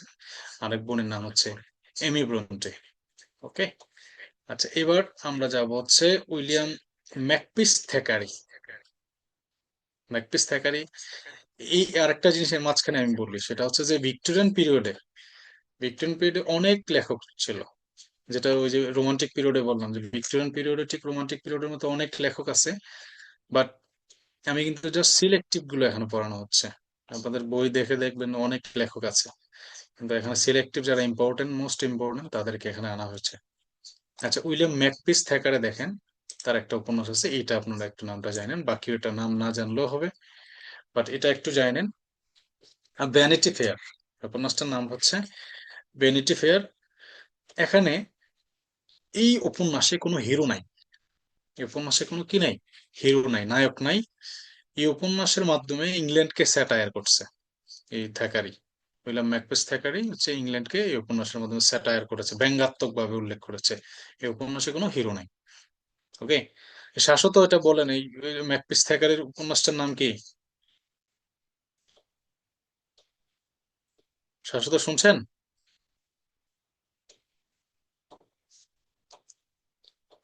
আচ্ছা, নো রেসপন্স। আচ্ছা, তো এই ভ্যানিটি ফেয়ারে বললাম যে এই উপন্যাসে কোনো হিরো নাই, এটা ইংল্যান্ডকে স্যাটায়ার করছে এই উপন্যাসের মাধ্যমে। আচ্ছা, তারপরে আমরা এই শার্লট পড়লাম, এমিলি পড়লাম, এখানে বাকি আছে কোনটা, এই জর্জ এলিয়ট। আমরা জর্জ এলিয়ট আসি। জর্জ এলিয়টের অ্যাকচুয়াল নাম হচ্ছে আপনার মেরি অ্যান ইভান্স। কি বললাম? Mary Ann Evans. আমি একটু এখানে লিখে দিচ্ছি যে ওনার অ্যাকচুয়াল নেম হচ্ছে কি, অ্যাকচুয়াল নেমস, ইভেন নাম কোনটা, এই কার অ্যাকচুয়াল নেম এটা সম্পর্কে পর্যন্ত প্রশ্ন আসছে। অ্যাকচুয়াল নেম কি? Mary Ann Evans.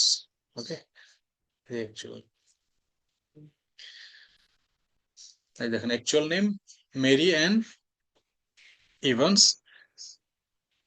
আচ্ছা, ওনার যে লেখাগুলো, ওনার লেখার মধ্যে সবচেয়ে ইম্পর্টেন্ট যে লেখা সেটা হচ্ছে সাইলেস মার্নার। আমি হাইলাইট করে দিয়েছি, দেখেন। আর বাকিগুলোর নাম আপনাকে একটু জানতে হবে। Middlemarch, the mill on the Floss, Daniel Deronda, Adam Adam Bede, ওনার একটা এদম বেদে ওনার একটা উপন্যাস আছে, নোবেল, এটাও বিখ্যাত। আর একটা হচ্ছে রোমোলা, রোমোলা, ওকে, এটাও নোবেল। হ্যাঁ, তো এই আদম বেদে বা এই এদম বেদে এটাও জানতে হবে আপনাকে। দেখেন, জর্জ ইলিয়টের কি বললাম যে অ্যাকচুয়াল নাম হচ্ছে মেরি অ্যান ইভান্স, আর ওনার যে সবচেয়ে বিখ্যাত লেখা সেটা হচ্ছে সাইলেস মার্নার। আর আদম এডাম বেদে, আর Middlemarch, mill on the Floss, Daniel Deronda, Romola, এগুলো একটু আপনি নামটা জানেন। ঠিক আছে, এই সৌরভ বলেন নামগুলো একটু পড়েন। স্যার সাইলেস ম্যানার নাকি সাইলেস মার্নার। মর্নার, সাইলেস মর্নার। আচ্ছা, থ্যাংক ইউ, বলেন এরপর। এরপরে আদম বেদে, আচ্ছা, আদম বেদে, যে আপনার সুবিধা হয় পড়েন, সমস্যা নেই। আর রমলা। রমোলা, ওই প্রথমগুলো পড়বেন না, Middlemarch, the mill on the Floss, Daniel Deronda. Okay, আচ্ছা, তাহলে আমরা জর্জ এলিয়টও পড়লাম। এখন আমাদের শুধু বাকি আছে একজন লেখক, সে হচ্ছে অস্কার ওয়াইল্ড। আচ্ছা, অস্কার ওয়াইল্ডের এখানে ব্র্যাকেটে লেখা আছে আইরিশ রাইটার অ্যান্ড পোয়েট। এটা ওনাকে লাস্টে কেন বললাম, উনি মূল ধারার ইংরেজি সাহিত্যের ইংল্যান্ডের নয়, সে আয়ারল্যান্ডের। তো অস্কার ওয়াইল্ড, সেও বিখ্যাত লেখক। ওনার যে সবচেয়ে ইম্পর্টেন্ট যেটা লেখাটা সেটা হচ্ছে যে the picture of Dorian grey, picture of Dorian grey. এরপরে আপনি বাকিগুলো পড়েন। অ্যান আইডিয়াল হাজবেন্ড, এগুলো আসবে না কখনো। উইমেন অফ নো ইম্পর্টেন্স, এই টাইপের প্রশ্ন হওয়ার সম্ভাবনা খুব কম। The importance of being honest, এটাও না জানলেও হয়, তারপর আপনি জানার জন্য একটু জেনে রাখতে পারেন। But the picture of Dorian grey, এটা আপনি একটু নামটা মনে রাখেন। ওকে, আচ্ছা, তাহলে ভিক্টোরিয়ান পিরিয়ড থেকে আমরা শুরু করেছিলাম টেনিসন দিয়ে, তারপর রবার্ট ব্রাউনিং পড়লাম, তারপর ম্যাথিউ আর্নল্ড পড়লাম, তারপর চার্লস ডিকেন্স, তারপর টমাস হার্ডি, হার্ডির পর শার্লট ব্রন্টি, এমিলি ব্রন্টি গেল, তারপর থ্যাকারি পড়লাম, জর্জ এলিয়টও হলো, অস্কার ওয়াইল্ডও গেল। ওকে, অস্কার ওয়াইল্ড থেকে বললাম the picture of Dorian grey, philosophical fiction, এটা একটু মনে রাখেন। আচ্ছা, এখন আমরা দেখি কোনো কোটেশন কারো বাদ গেছে কিনা।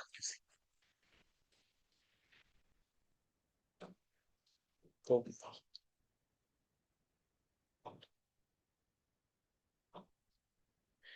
জানা মতো বাদ যায়নি, মোটামুটি সবাইকে কভার করা হয়েছে।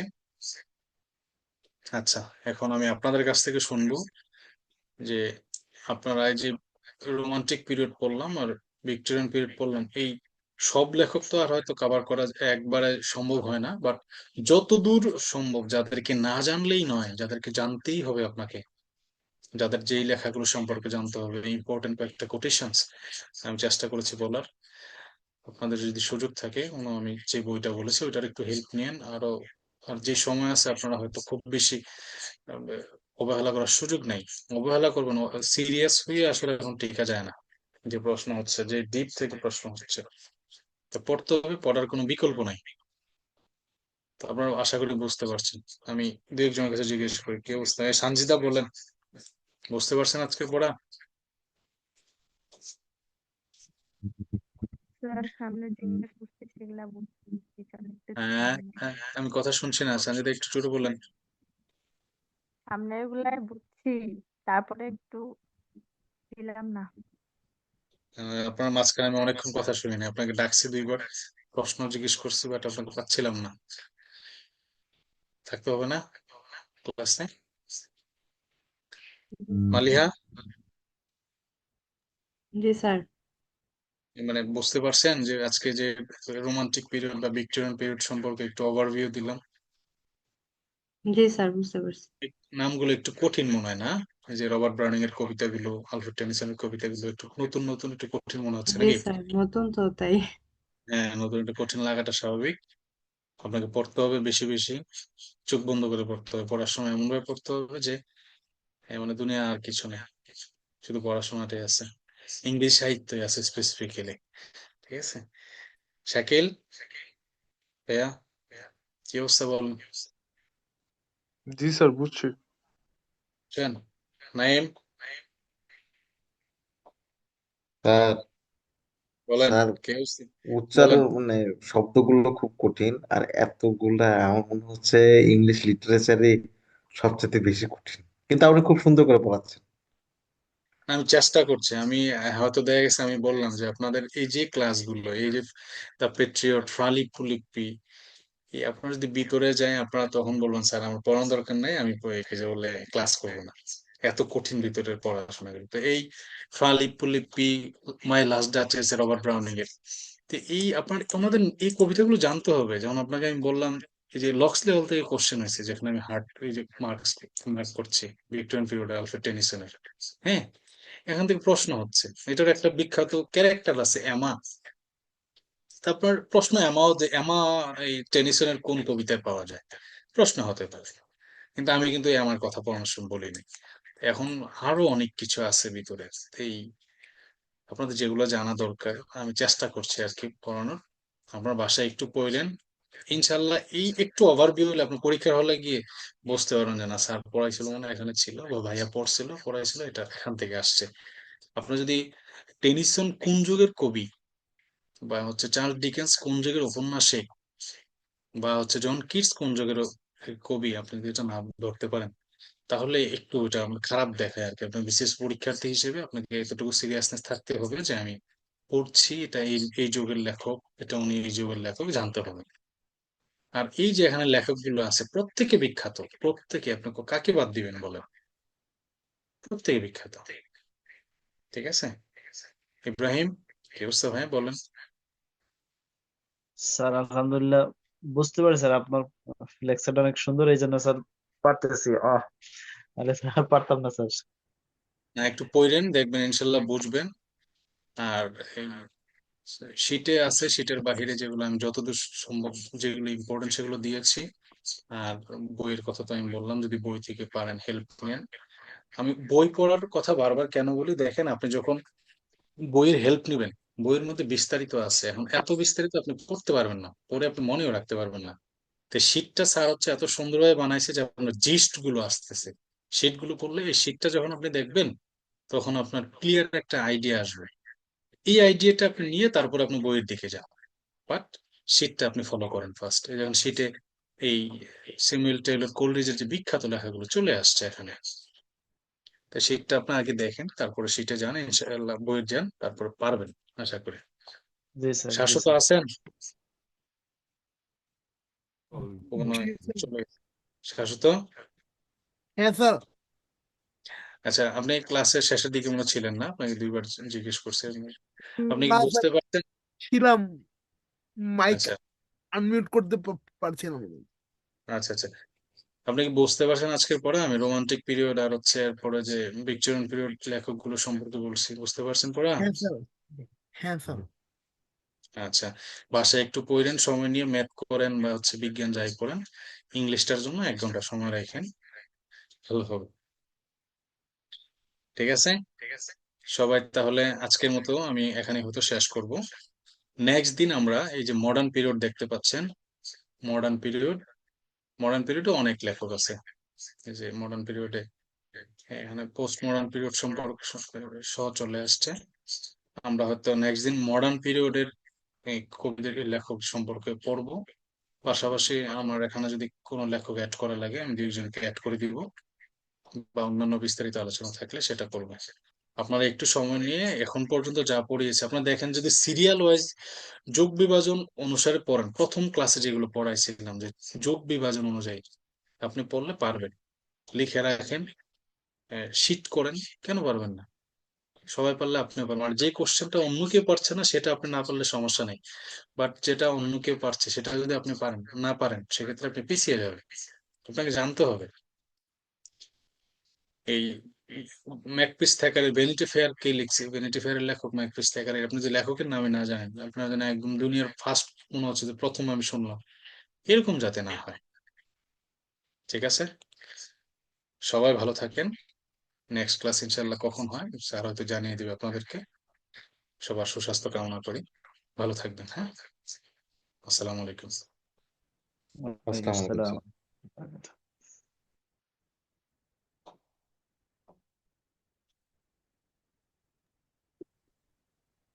চমৎকার ক্লাস নিয়েছেন।